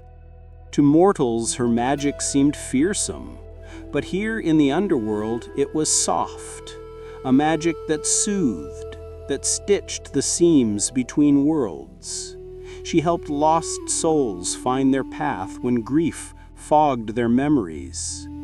She stood at the thresholds where decisions were made, holding her torch low so that no one had to choose their future in darkness. And she spoke rarely, for her wisdom did not need sound. It lived in gestures, in warmth, in gentle revelations that felt like waking from a long, confusing dream. Yet deeper still, past the winding caverns and softly pulsing roots of the world tree, lived one of the most misunderstood figures of all, Thanatos, the spirit of peaceful death. Not the violent, dramatic end humans feared, but the quiet exhale after a long life, the soft dimming of a lamp when oil runs out. Thanatos walked with steps so silent that even the shadows leaned in to listen. His face was calm, his wings dark and smooth as satin. Whenever he visited the mortal world, flowers closed their petals around him as though acknowledging his presence. He was not the bringer of terror, but of relief, the one who lifted the weight of pain from tired bones. Many imagined him cold, but in truth he held a gentleness that even the gods respected. He cradled souls the way night cradled stars, carrying them without haste, without judgment, toward the river where all journeys were equal. And so, with these guardians of the underworld surrounding us, Hades steady as a heartbeat, Hermes warm as a lantern flame, Hecate drifting between worlds like a forgotten lullaby, and Thanatos soft as the last breath before rest, we begin our descent into the rivers and shores that hold the secrets of eternal peace. Beyond the soft footsteps of Thanatos, deeper still into the quiet veins of the underworld, lies the shore where countless souls eventually arrive, some hesitant, some weary, some already drifting like leaves on slow water. Here waits Charon, the ferryman of the river Styx. The stories told by mortals paint him as grim and unwelcoming, yet in truth, his presence is more like that of an old caretaker who has spent lifetimes watching over a threshold others cross only once. His cloak is worn but not ragged, thick enough to guard him from the chill mist that drifts over the black water. His hands are steady, calloused not from labor, but from centuries of guiding the oar through currents that never change. When a soul approaches, Charon does not question them nor judge them. Instead, he nods with the familiarity of someone who has seen every kind of life imaginable, from warriors carrying the echo of battles long finished to quiet shepherds whose days were filled with nothing more dramatic than the sound of sheep bells. Each soul steps into his boat with the same soft inevitability, and as Charon pushes off from the shore, the ripples that follow seem to erase the last remnants of their old lives. The crossing is not frightening, it is slow, almost hypnotic. The river Styx is dark, yes, but not violent. Its surface reflects dim constellations that no mortal sky has ever seen, shimmering like memories softened by time. Some souls close their eyes as the boat glides forward, letting the gentle rocking lull them. Others sit very still, watching mist drift across the water like stray thoughts dissolving into quietness. Charon speaks rarely, for words are unnecessary here. His silence is a kindness. He understands that every soul needs space to listen to itself one last time. When the far shore emerges from the mist, souls step off the boat lighter than when they arrived, as though the river has washed away the weight they carried in life. But not all souls follow the same path. Some, whose hearts had shone with unusual tenderness, courage, or integrity, are guided toward a different realm entirely, Elysium, the meadows of eternal rest. Describing Elysium to the waking world is like trying to hold fog in your hands. It is not paradise in the sense mortals imagine with golden gates or endless feasts.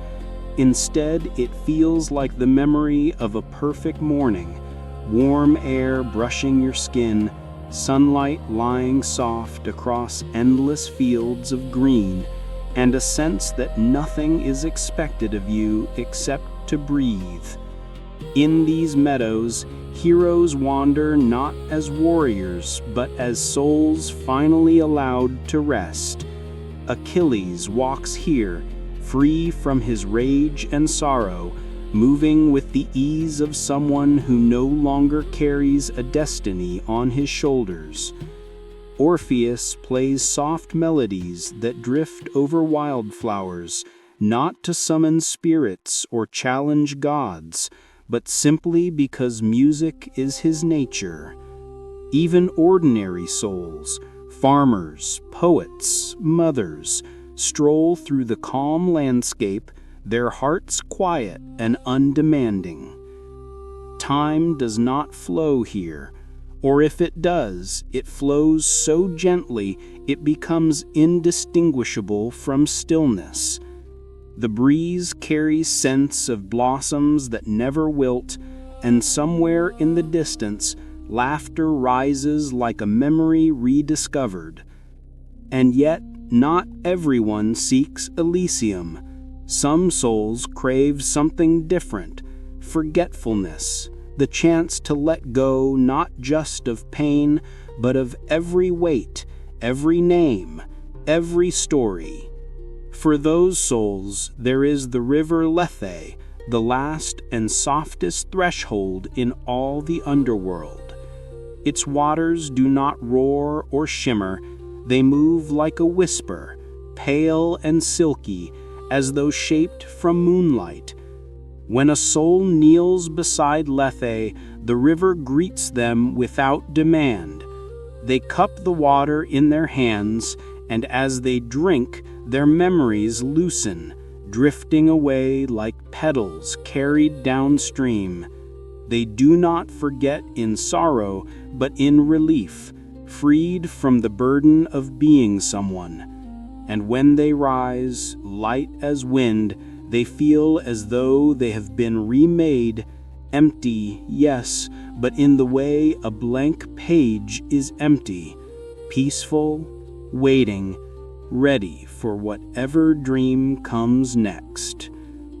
In this way, the underworld reveals its truest nature, not a realm of terror, but a place where every soul is allowed to find the kind of rest it longed for but never reached in life. And now, as we drift through the final passages of the Underworld, the quietest stories rise to meet us. The stories not of gods or heroes, but of the rivers themselves. For in this realm, water holds memory, healing, and the secret rhythm of eternity. Past the silent groves where asphodel petals glow like faint lanterns, past the purple mist that curls at the edges of dreams, lies the river that even gods speak of with reverence, the Lethe, the river of forgetfulness. It does not roar like earthly rivers.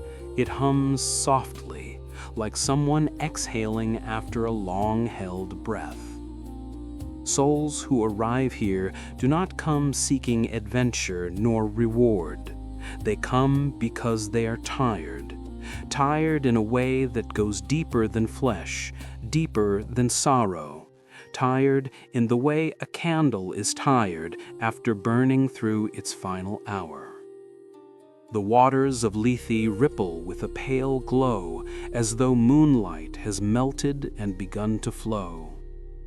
When a soul kneels beside it, the river does not demand an offering, it only listens. Memories, sharp, tangled, precious, painful, rise gently from the soul like steam. Childhood laughter, heartbreak, triumph, regret, all loosen their hold, not torn away, but released, allowed to drift downstream into the soft, endless dark. And when the soul drinks, the weight within them evaporates. They do not lose themselves, they are returned to themselves, but in a lighter shape, like a feather laid where a stone once was. Some souls rise from the river shimmering with peace, their pasts dissolved into something that no longer binds or bruises them. Others choose to lie beside the river a while longer, letting its whisper lull them into a rest that feels deeper than sleep. For Lethe is not an ending, but a gentle reboot of the heart. A way for worn spirits to begin again without carrying the heaviness of what came before. But even Lethe is not the end of the underworld's gentleness. Beyond its quiet banks, where the air thins into an almost luminous stillness, lies a hidden space known only in whispers, the meadow of soft shadows. A tranquil region where the souls who have already found peace simply drift, dreaming without form. Here, the underworld resembles a night sky laid across the earth. Souls float like embers suspended in a slow, graceful dance, unbound by the need to speak or remember. They simply exist, wrapped in a calm so complete that even gods seldom intrude. Hades himself walks here from time to time, not as a ruler, but as a guardian checking on children who have finally fallen asleep. He says nothing. He only watches, the same way someone watches over a garden at night, ensuring nothing disrupts the quiet blooming of rest. And far in the distance, through still air and dim silver light, is the soft glow of Elysium, not as a destination, but as a presence, like the warmth from a hearth in the next room.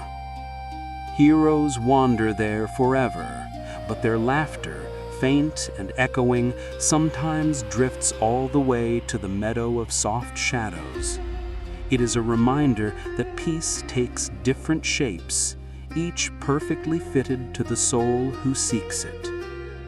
And so, As we leave this realm, the underworld reshapes itself in our memory, not as a place of dread, but as a vast sanctuary where every being, divine or mortal, eventually comes to rest. In Olympus, thunder shouts. On earth, life clamors. But here, beneath all worlds, peace hums like a heartbeat older than time. Tonight, as you drift into your own sleep, imagine the rivers flowing quietly beneath you, Styx carrying away old burdens, Lethe softening every edge of memory, and the soft meadows stretching out like a bed made perfectly for your tired thoughts. The underworld is not an ending. It is simply the place where everything finally becomes quiet. Tonight, as we rise gently from the shadowed calm of the underworld and step once more into the soft glow of the world above, we enter a chapter shaped not by heroes or monsters, but by the warm, steady presence of the goddesses. Those who guided the ancient world not through thunder or conquest, but through care, intuition, and quiet power. Their stories do not rush or strike or demand attention. They illuminate, like the glow of embers in a hearth, or like moonlight spreading across a calm sea. And the first presence to greet us is Athena, the goddess of wisdom, who walked through myths with a clarity that felt like morning sunlight sharpening the shapes of everything it touched. She was not born as mortals are born. She emerged fully formed from Zeus's mind, radiant and calm, carrying both intellect and strength without contradiction. Mortals came to her not for miracles, but for guidance. Farmers seeking clever ways to till stubborn fields, weavers hoping for patience in their craft, soldiers asking not for brutality, but for strategy, for the kind of victory that preserved life rather than consumed it. Athena listened to them all, her gray eyes steady with understanding. She taught that courage was not recklessness and wisdom was not coldness. Sometimes she walked through Athens disguised as an ordinary woman, leaning her spear against a wall, her cloak brushing the dusty streets as she observed her people with quiet pride.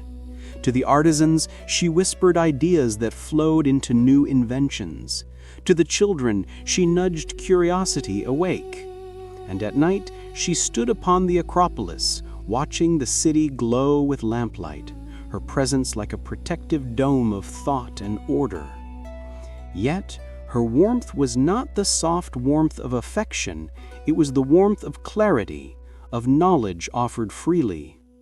And from her calm footsteps, we drift into the woods where her sister in spirit walks beneath branches silvered by moonlight. Artemis, the goddess of the hunt, did not rule cities or councils. Her world was the hush of pine forests, the scatter of starlight on riverbanks, the soft thud of deer hooves moving through moss. She was protector of the wild and guardian of young girls, her bow slung lightly across her shoulder, not as a weapon of destruction, but as a symbol of balance, of taking only what must be taken. If Athena was the lamp that illuminated thought, Artemis was the cool breath of night that steadied the heart.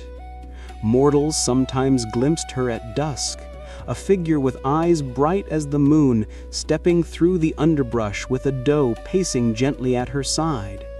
She taught quiet lessons too, lessons of self-reliance, of listening to the rhythms of the earth, of finding strength in solitude. When girls prayed to her for protection, Artemis answered not with overwhelming miracles, but with a subtle shift of wind, a rustle of leaves that told them they were seen. And as she walked deeper into the forest, the trees softened around her, as though grateful for her touch. But even Artemis's moonlit silence eventually gives way to the warm golden hum of Demeter, goddess of agriculture, whose story rises like the first breath of spring after a long winter. Demeter's warmth was different from the bright fierceness of other gods. It was the warmth of soil after rain, the warmth of bread baking in simple kitchens, the warmth of a mother watching over her children. Her power was neither loud nor sharp. She ruled through nourishment, through cycles that fed the living and soothed the weary. When Demeter walked across the fields, wheat straightened in her presence. Vines stretched upward and orchards tightened with ripening fruit. But her truest warmth came from her love for her daughter Persephone, a love so deep that it taught the world how seasons worked, how grief and joy take turns in the wheel of life. Mortals prayed to Demeter not out of fear, but out of gratitude. They felt her in every loaf of bread, every harvest festival, every moment a seed cracked open to reach the sun. And tonight, as her gentle footsteps fade into the dark, the world around us feels fuller, riper, softer, as though the goddess herself has breathed into the air. As the gentle warmth of Demeter fades into the night, we begin to sense another presence, subtle, watchful, steady, like a guardian flame that flickers but never falters. It is Hera, the goddess of marriage and family, whose role in the ancient world was not the wild passion of love or the elegance of beauty, but the quiet, enduring thread that held households together. Hera is often remembered for her storms of jealousy, yet beneath the dramatic tales lies a softer truth. She cared deeply for the bonds that connected people, for promises made, for loyalty kept even through hardship. In temples lit by soft oil lamps, women prayed to her for a peaceful home, for unity, for children who would grow strong and gentle. Hera walked among these prayers like a steady pulse, the kind of presence that doesn't shout but reassures, reminding mortals that love is not only the fire that begins a relationship, it is also the hearth one tends every day afterward. And as we drift deeper into this chapter of warm feminine spirits, another figure emerges with a glow that feels like dawn melting into rose-colored skies. Aphrodite, the goddess of love. But tonight we do not meet her as the dazzling force who stirs desire and passion across the world. Instead, we meet her in her quietest form. The Aphrodite who represents tenderness, gentleness, and the small moments of affection that soothe the heart like warm water. She walked along seashores where waves kissed her ankles with a soft hiss, and she watched lovers with eyes full of ancient understanding. Knowing that love is more than longing, it is kindness slipped into gestures. It is the peace that settles over two people who finally feel safe in each other's presence. For some, she appeared in the calm after an argument, the moment when hurt gives way to forgiveness. For others, she was the spark of joy when parents first held their child. Even in silence, Aphrodite's warmth radiated like a soft light behind the eyelids, inviting, reassuring, reminding mortals that love, at its most powerful, is a shelter. And from this warm radiance, we slip gently toward a quieter glow still, one born not from romance or devotion, but from the simple warmth of home. Hestia, goddess of the hearth, waited in every ancient household without ever demanding worship or fear. Her flame was the small one, the one lit at dawn, kept steady all day, and guarded through the night as families slept. She was the center of every home, but never the focus of attention. a goddess who ruled through presence rather than spectacle. When the world outside was unpredictable, people found comfort in her steady flame. Travelers prayed to her for safe shelter. Mothers whispered her name as they cooked, their hands shaping bread that carried her sense of peace. Even in the grandest temples, the first offerings always went to Hestia, not out of obligation, but gratitude for her constant, comforting warmth. And as we sit with her flame in our imagination now, we begin to feel a stillness, as though the world has curled into a safe shape around us. But just as the hearth glows, the sky above also gleams with its own kind of magic. And rising through that luminous quiet is Selene, the goddess of the moon. Her chariot drifted across the night sky like a slow heartbeat, wheels turning through silvery clouds as she poured moonlight gently over the earth. People believed she watched over sleeping children, over sailors navigating by stars, over shepherds resting beneath blankets of dew. Her light was not meant to blind, but to soothe, turning shadows soft, turning silence holy. And tonight she glides silently above our story too, reminding us how the night can feel like a blessing rather than a void. And now, as Selene's moonlight softens the edges of the world, we find ourselves wandering toward one final presence, a presence woven gently between light and darkness, between the tenderness of spring and the hush of the underworld. Persephone, the goddess of spring, stands at the crossroads of two realms, carrying within her the calmest duality in all of Greek mythology. She is the daughter of Demeter, shaped by warmth, love, and the scent of blooming fields. Yet, she is also the queen of the underworld, her footsteps echoing across silent stone halls, her voice a quiet comfort to restless souls.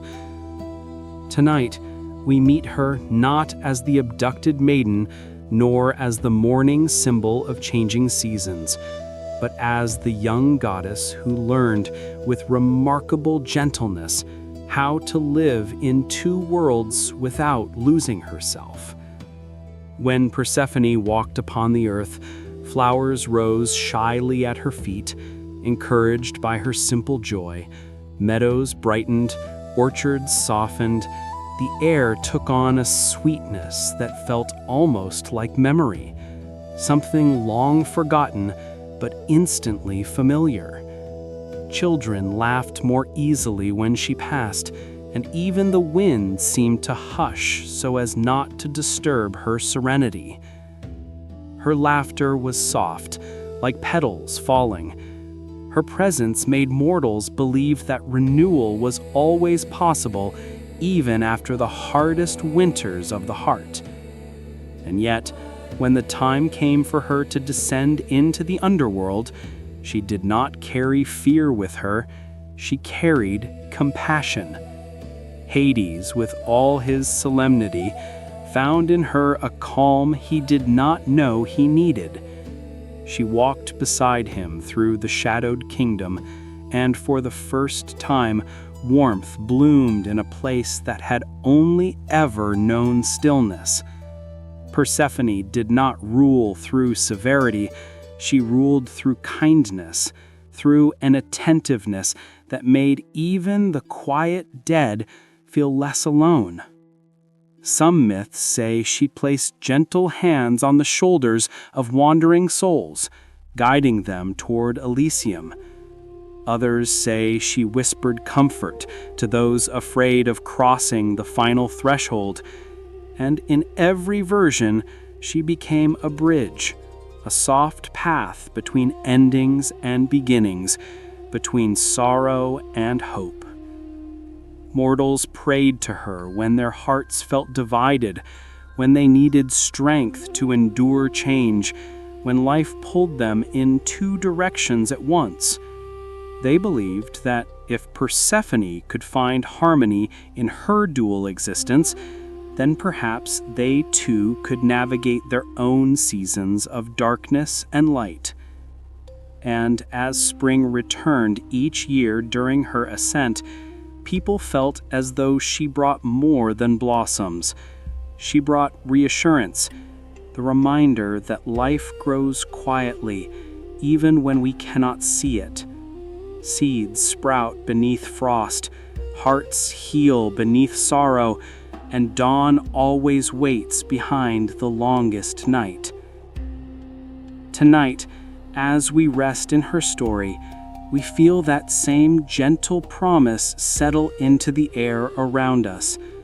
The moon is steady, the earth is soft, and the space between our inhales and exhales becomes a quiet field where nothing rushes, nothing demands, nothing weighs heavy. Persephone stands at the edge of that field, watching over us with the calm patience of someone who understands the rhythm of both worlds.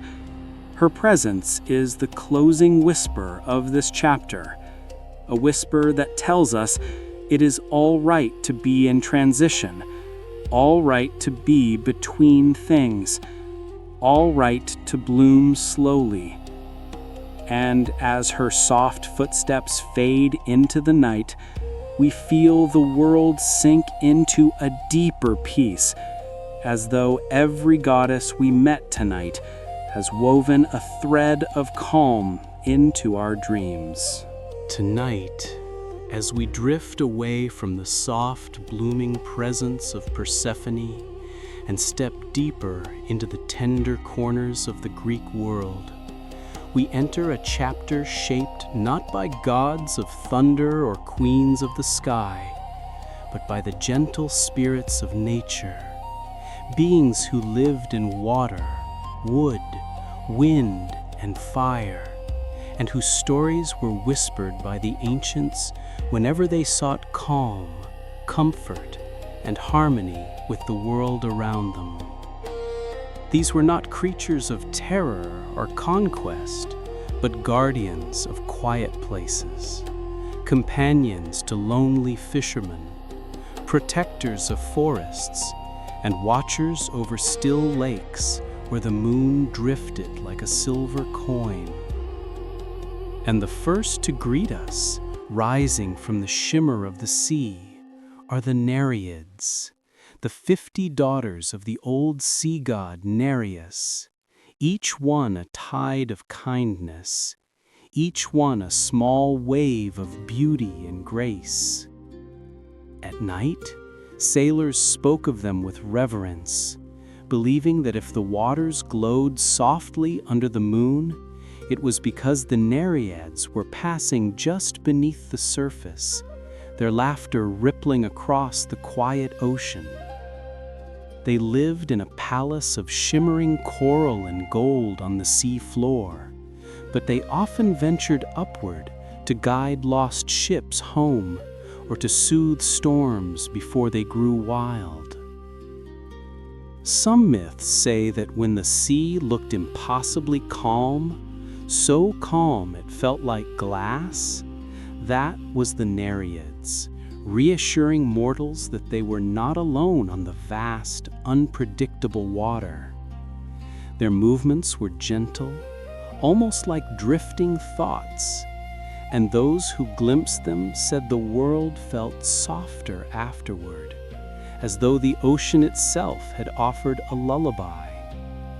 And when the sea fades from our imagination tonight, we find ourselves wandering into the cool hush of ancient forests, forests that felt alive with breath and memory. From behind the roots of towering oaks, the dryads, the tree nymphs, step forward in their quiet grace. Every dryad was bound to her tree, its life her life, its heartbeat her heartbeat. Yet they did not mourn this connection, they cherished it. They moved with the wind, with the slow patience of leaves unfurling in spring, with the gentle strength of roots gripping the earth.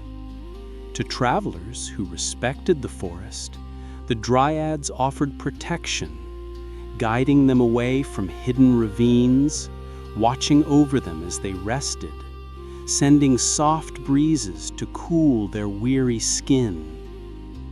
But the dryads were shy and rarely showed themselves fully. Instead, mortals felt them, felt their presence in the way light filtered through branches like liquid gold, felt them in the cool shade that soothed their shoulders, felt them in the sudden feeling that the forest cared. And as we let that sensation settle deep into our mind, the forest opens into a clearing filled with laughter. Not loud, disruptive laughter, but the kind that bubbles like a stream, warm and harmless. It is there that we meet the satyrs, the gentle, goat-footed companions of nature's joy. Though myths sometimes portrayed them as playful tricksters, tonight they move slowly, peacefully, plucking soft melodies from panpipes carved of hollow reeds. Their music drifts into the air like summer haze, warm, golden, and unhurried. They dance not with frenzy, but with the steady sway of grass in the wind. Their presence reminds us that nature is not only majestic or mysterious, it is also joyful, light-hearted, full of small delights. And as they play beneath the moon, the clearing feels like a sanctuary where no worry follows, where time slows, where serenity hums like a familiar tune heard long ago. As the soft music of the satyrs fades into the night air like the last warm brush of summer, the clearing opens into a vast moonlit meadow where the world seems to breathe in a slower rhythm. It is here where the grass bends under silver light that we encounter a creature born from mythology's darkest moments, yet carrying within him a purity so radiant that even the gods paused in wonder.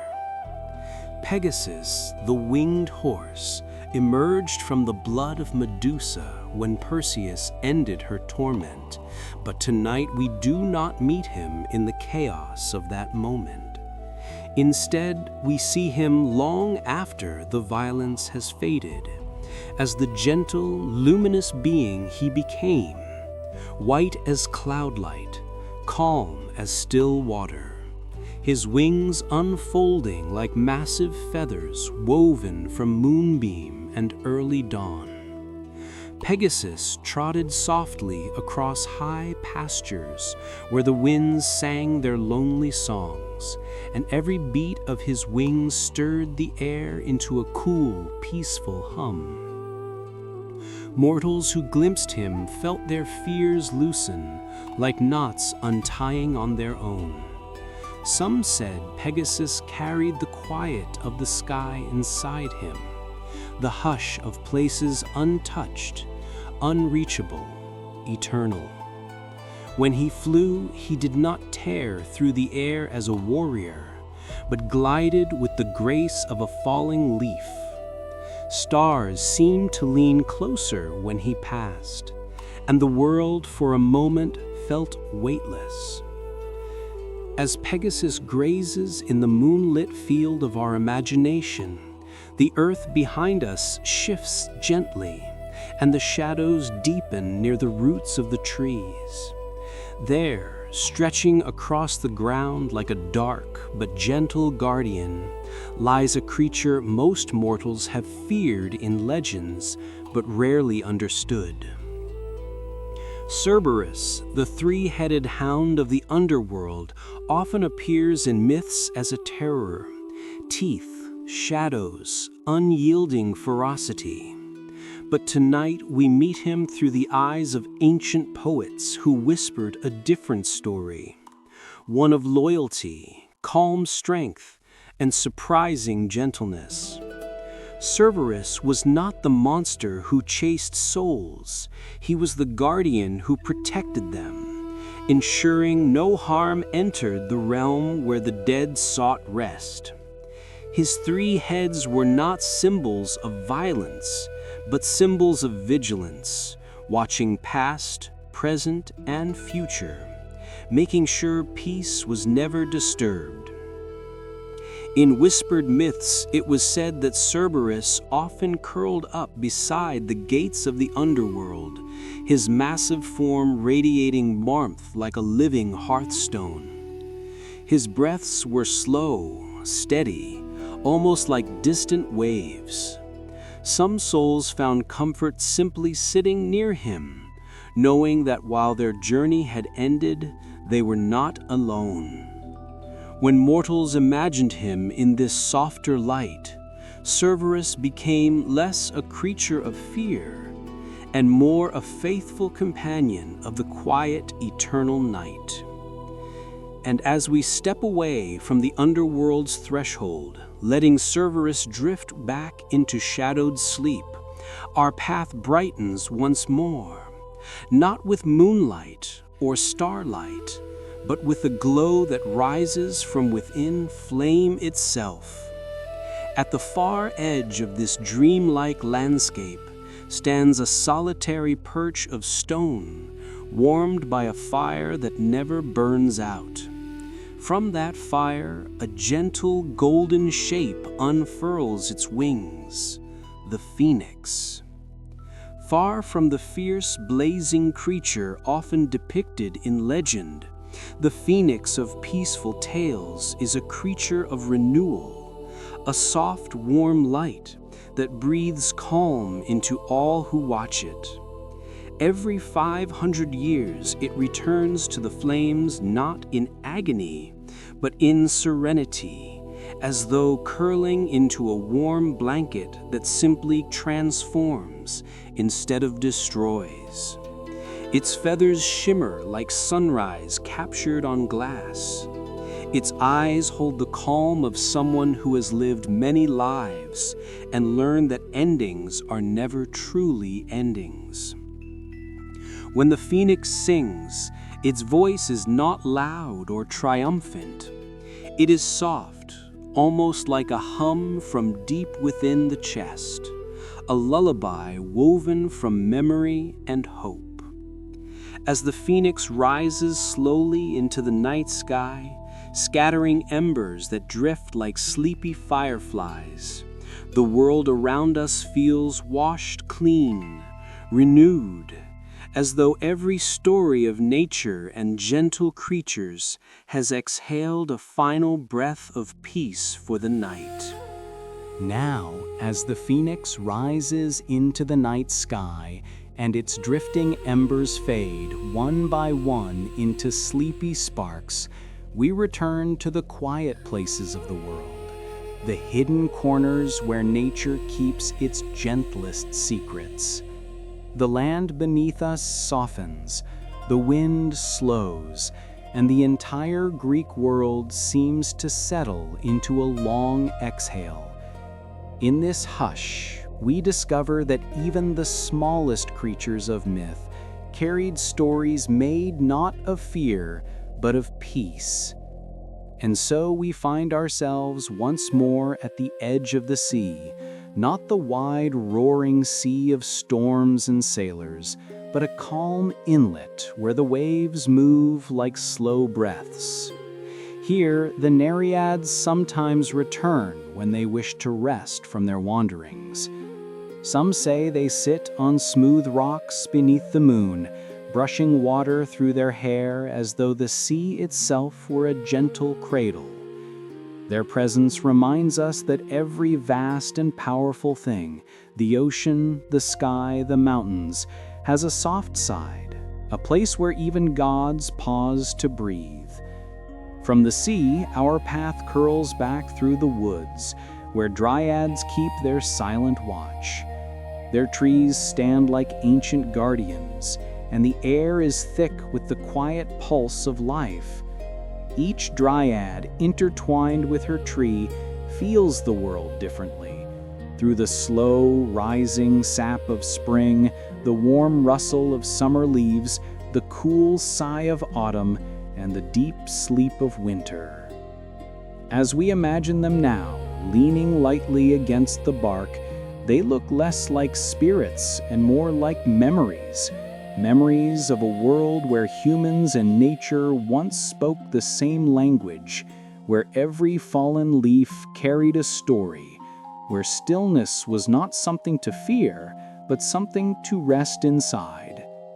And then, when the forest opens into a moonlit rise, Pegasus appears once more, not to be admired, not to be chased, but simply grazing in the silver grass. His wings are folded at his sides, and he feels less like a creature of legend and more like a dream that wandered into the real world by accident. When he lifts his head, it is slow, unhurried, as though he knows there is nowhere to be and no one demanding his strength. The world around him seems to glow a little brighter, as if the sky itself is quietly grateful for his softness.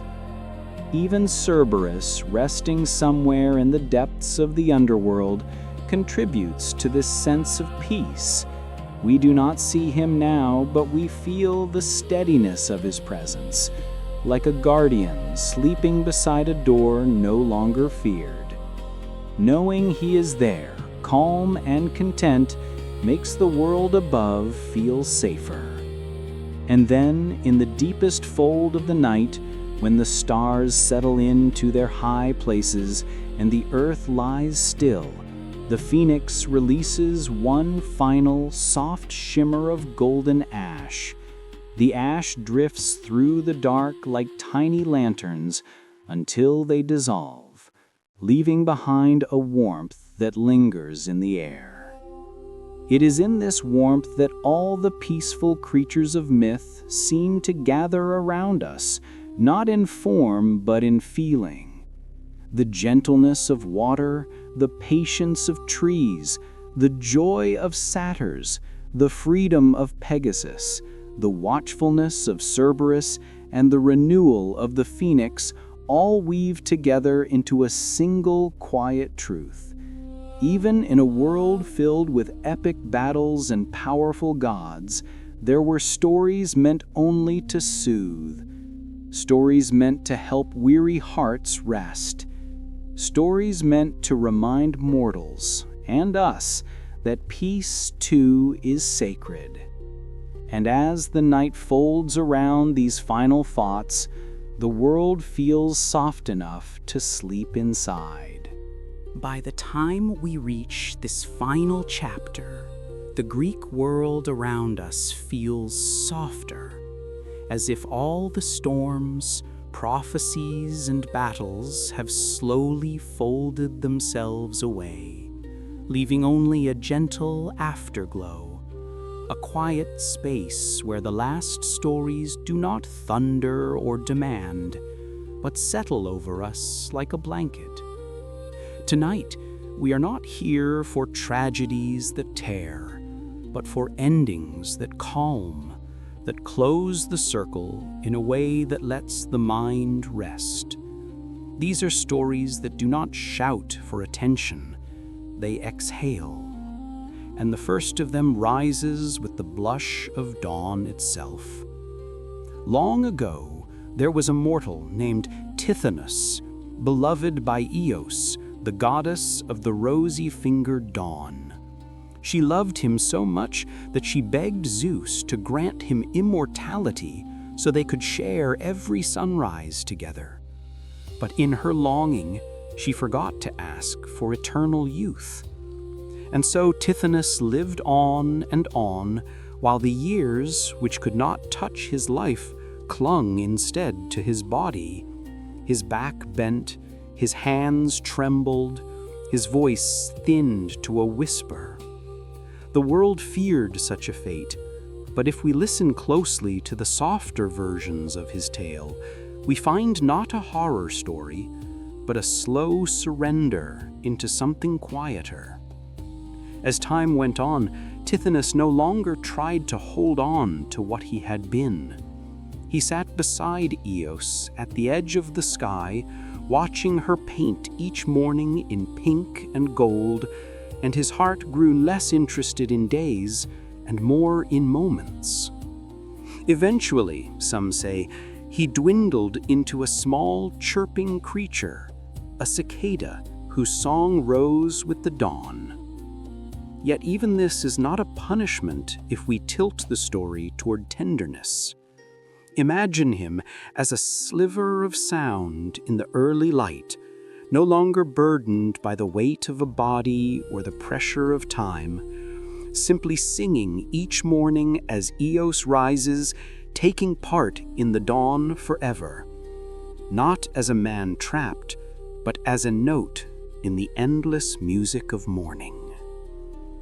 And so Tithonus's story, rather than a nightmare, becomes a strange kind of peace, a reminder that even in tangled wishes, the universe sometimes finds a way to soften the edges. From the rosy dawn, our attention drifts to the silver hush of night, where another figure rests, one whose ending is not an end at all, but an eternal pause between breaths. Endymion was a shepherd, a simple soul who slept beneath the open sky, his herd scattered like drifting clouds across the hills. Selene, the moon goddess, saw him one night and was struck not by his power or status, but by the calm that surrounded him, the way his face in sleep seemed already at peace with the world.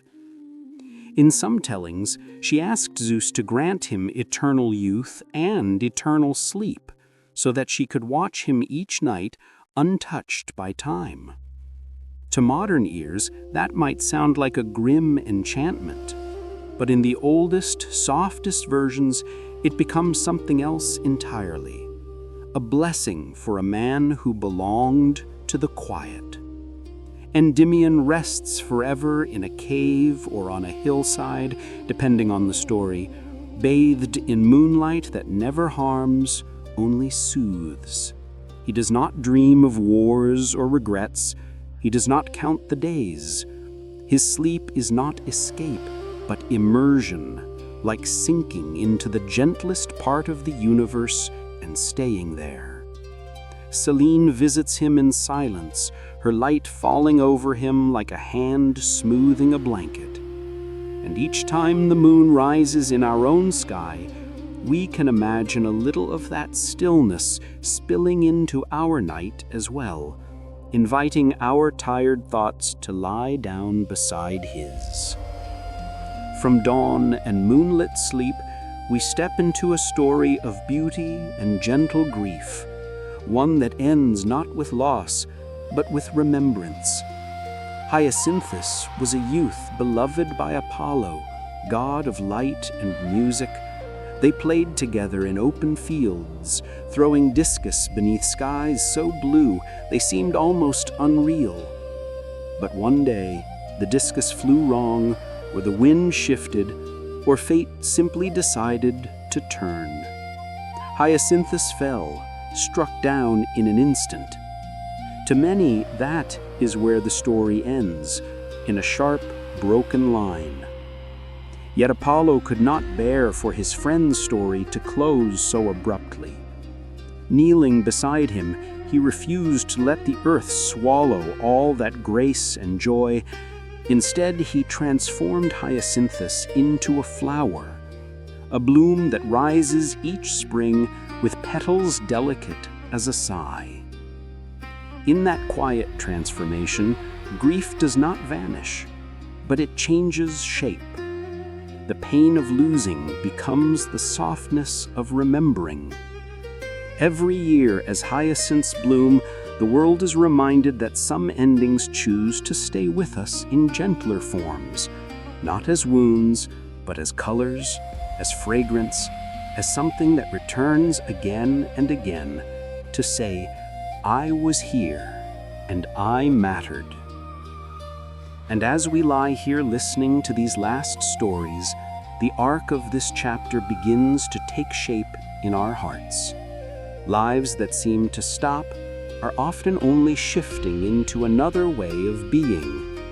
Dawn becomes song, sleep becomes sanctuary, a fallen youth becomes a flower, and slowly, as these images settle, our own thoughts start to loosen, ready to drift toward their own quiet shore. As the gentle arc of these quiet endings continues, we step into a story where transformation is guided not by tragedy, but by love that refuses to let a soul remain unseen. Long ago in the warm lands of Crete, there lived Iphis, born a girl but raised as a boy because her mother feared the wrath of her husband, who wished only for a son.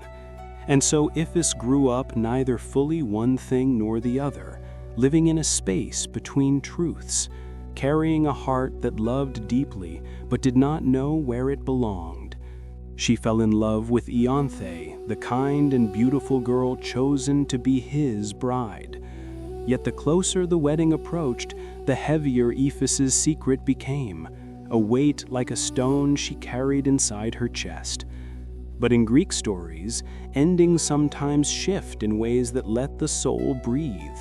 And so her mother prayed to Isis, the goddess who guards transformations of the heart. In the soft dark before dawn, the goddess answered. Iphis's body changed to fit the life her heart had been living all along, and she walked into her wedding not as someone hiding, but as someone finally aligned with herself. It is a story not of shock, but of relief, an ending where truth gently settles into place, like a lantern set down on a table after being carried a long time. From the warmth of acceptance, we drift into a love story shaped not by miracles of form, but by sacrifice, quiet, steady, unwavering. There once lived a woman named Alcestis, whose husband Admetus was loved by Apollo and granted an unusual gift. He could avoid his destined death if someone else chose to die in his place. None volunteered except Alcestis. Not out of duty, but out of a profound, patient love. She stepped forward not with heroic speeches, but with the calm of someone who understood that love sometimes means walking first into the darkness. When Thanatos, the gentle god of peaceful death, came for her, she went with grace, leaving Admetus in stunned grief. Yet her story does not stay in sorrow because Hercules, visiting the grieving household, sensed the depth of her devotion. He descended into the shadows, wrestled death not with rage, but with determination, and brought Alcestis back. When she returned, veiled and silent, Admetus lifted the cloth from her face and found not a ghost, but the warmth he feared he had lost forever. Theirs is not a tale of flamboyant romance, but of love that bends, breaks, and repairs quietly, like sunlight returning through a window that had been closed.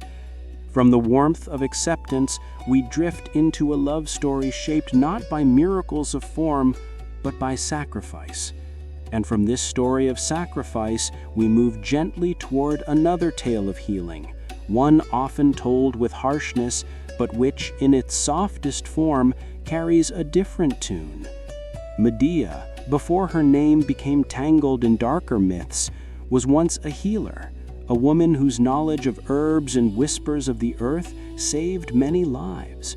When Jason and the Argonauts arrived seeking the golden fleece, she helped them not through destruction, but through wisdom, salves that soothed, oils that protected skin from burning bronze, potions that strengthened breath and steadied shaking hands. Her love for Jason in these earliest and quietest versions is not wild or consuming. It is thoughtful, almost tender, a woman guiding a man through trials that would have shattered him without her calm presence. And though later stories twist her path, there remains a version, faint but still glowing, where Medea chooses healing over vengeance. After Jason is injured during a storm at sea, she tends to him with herbs she gathered under moonlight, chanting soft prayers to Hecate not for destruction, but for mercy and restoration. In that gentler telling, they arrive home not as broken lovers, but as travelers who learned that knowledge, when guided by a steady heart, can turn even peril into peace. From healing, we turn to transformation once again, but this time on a serene island where waves touch the shore like slow breathing. Circe, often remembered for her spells, was in her earliest myths simply a woman who wanted solitude, someone who listened more closely to the quiet of nature than to the noise of human ambition. When sailors landed on her island exhausted, she did not curse them in these softer versions. Instead, she fed them, soothed them, and allowed them to rest in a place where time seemed to loosen its grip. Even Odysseus, weary from endless wandering, found not a temptress but a sanctuary. She taught him how to breathe again, how to listen to the wind, how to find the thread of his own soul beneath all the battles and storms. In the moonlit evenings they shared calm conversations about fate, choice, and the strange way life circles back to where the heart is meant to be. When he finally left to return home, she did not chain him with enchantments. She let him go with a blessing whispered into the ocean wind, a wish that he would reach the shores he longed for. And as we drift between these stories of acceptance, sacrifice, healing, and gentle guidance, we feel the chapter shaping itself around us like warm night air, inviting us to rest in the idea that perfect endings do not need to be loud. They simply need to be soft, honest, and kind. And now, as we arrive at the final arc of these perfect endings, the stories begin to glow with the warmth of return, of journeys completed, of hearts finding their rightful homes. Among them is the tale of Odysseus, a man whose name carries the weight of storms, battles, and years of wandering. Yet here, in this soft retelling, we step into the quietest moment of his life, the moment he finally came home. After 10 years of war and 10 years of drifting from island to island, Odysseus at last reached Ithaca, not with the triumphant shout of a hero, but with the exhausted breath of someone who had been away too long. In the starlit silence of dawn, he walked through the familiar hills, touching stones he remembered from childhood, smelling the sea breeze that once guided him to sleep. And there, in the dim light, he found Penelope, weaving by the hearth. She did not run to him in dramatic tears. Instead, she looked up slowly, searching his face as though confirming a dream she had rehearsed for 20 years. When she finally whispered his name, it was a sound soft enough to break even the strongest heart. A homecoming not of glory, but of peace long overdue. From this gentle reunion, we drift toward another story, where harmony grows not from battle, but from understanding. Theseus and Hippolyta, often depicted as warrior and queen, were in their softest version two souls who simply grew tired of conflict. Hippolyta, queen of the Amazons, carried strength like a second heartbeat, while Theseus, hero of Athens, carried the weight of expectations. But somewhere between their duties, they found an unspoken agreement to lay down their weapons long enough to listen to each other's stories. In the quiet evenings, beneath the open sky of Attica, they shared wine and spoke not of war, but of the odd loneliness that lives even in powerful hearts. Their partnership was not a fiery romance, but a steady truce. Two leaders learning that the world becomes gentler when strength meets respect. Their wedding, in the softest retelling, was held at twilight, with no grand procession, only the hum of cicadas and the glow of lanterns. And for one peaceful season, Amazon and Athenian lived side by side, showing that sometimes the most perfect ending is simply coexistence without fear. From this union of peace, we ascend toward the last story, one that shines like dawn breaking over the horizon. High in the heavens, atop the shining peaks of Olympus, the world awaited the final act of Prometheus, the titan who once gave fire to humankind. In earlier stories, he suffered endlessly for this gift, bound to a rock where an eagle returned each day. But in the gentlest version, the one whispered in certain old villages of Greece, the story ends differently. One evening, as the sun dipped gold behind the mountains, Zeus walked alone to the place where Prometheus was chained. The world had changed. Humans had grown wiser, kinder, more capable because of the fire. Perhaps Zeus thought it was time for forgiveness. With a quiet gesture, he broke the chains himself. The eagle circled once above, then disappeared into the reddening sky. Prometheus looked at Zeus not with bitterness, but with a tired gratitude, and together they watched the moon rise over the mortal the world Prometheus had fought to protect. It was said that the moment the Titan's bonds fell, a soft gold glow spread across the horizon, the first golden dawn of Olympus, a sign that even the heaviest punishments can end, even ancient wounds can soften. And so, as this final light settles, all the stories of this chapter, of homecoming, harmony, forgiveness, fold gently around you like a blanket of warm night air. This is where the myths quiet themselves, where all wandering slows, where love, peace, and rest find their final shape. And as the last embers of these tales fade, you are invited to drift with them into the soft, deep sleep where endings become beginnings and the night finally lays its gentle hand upon your dreaming mind.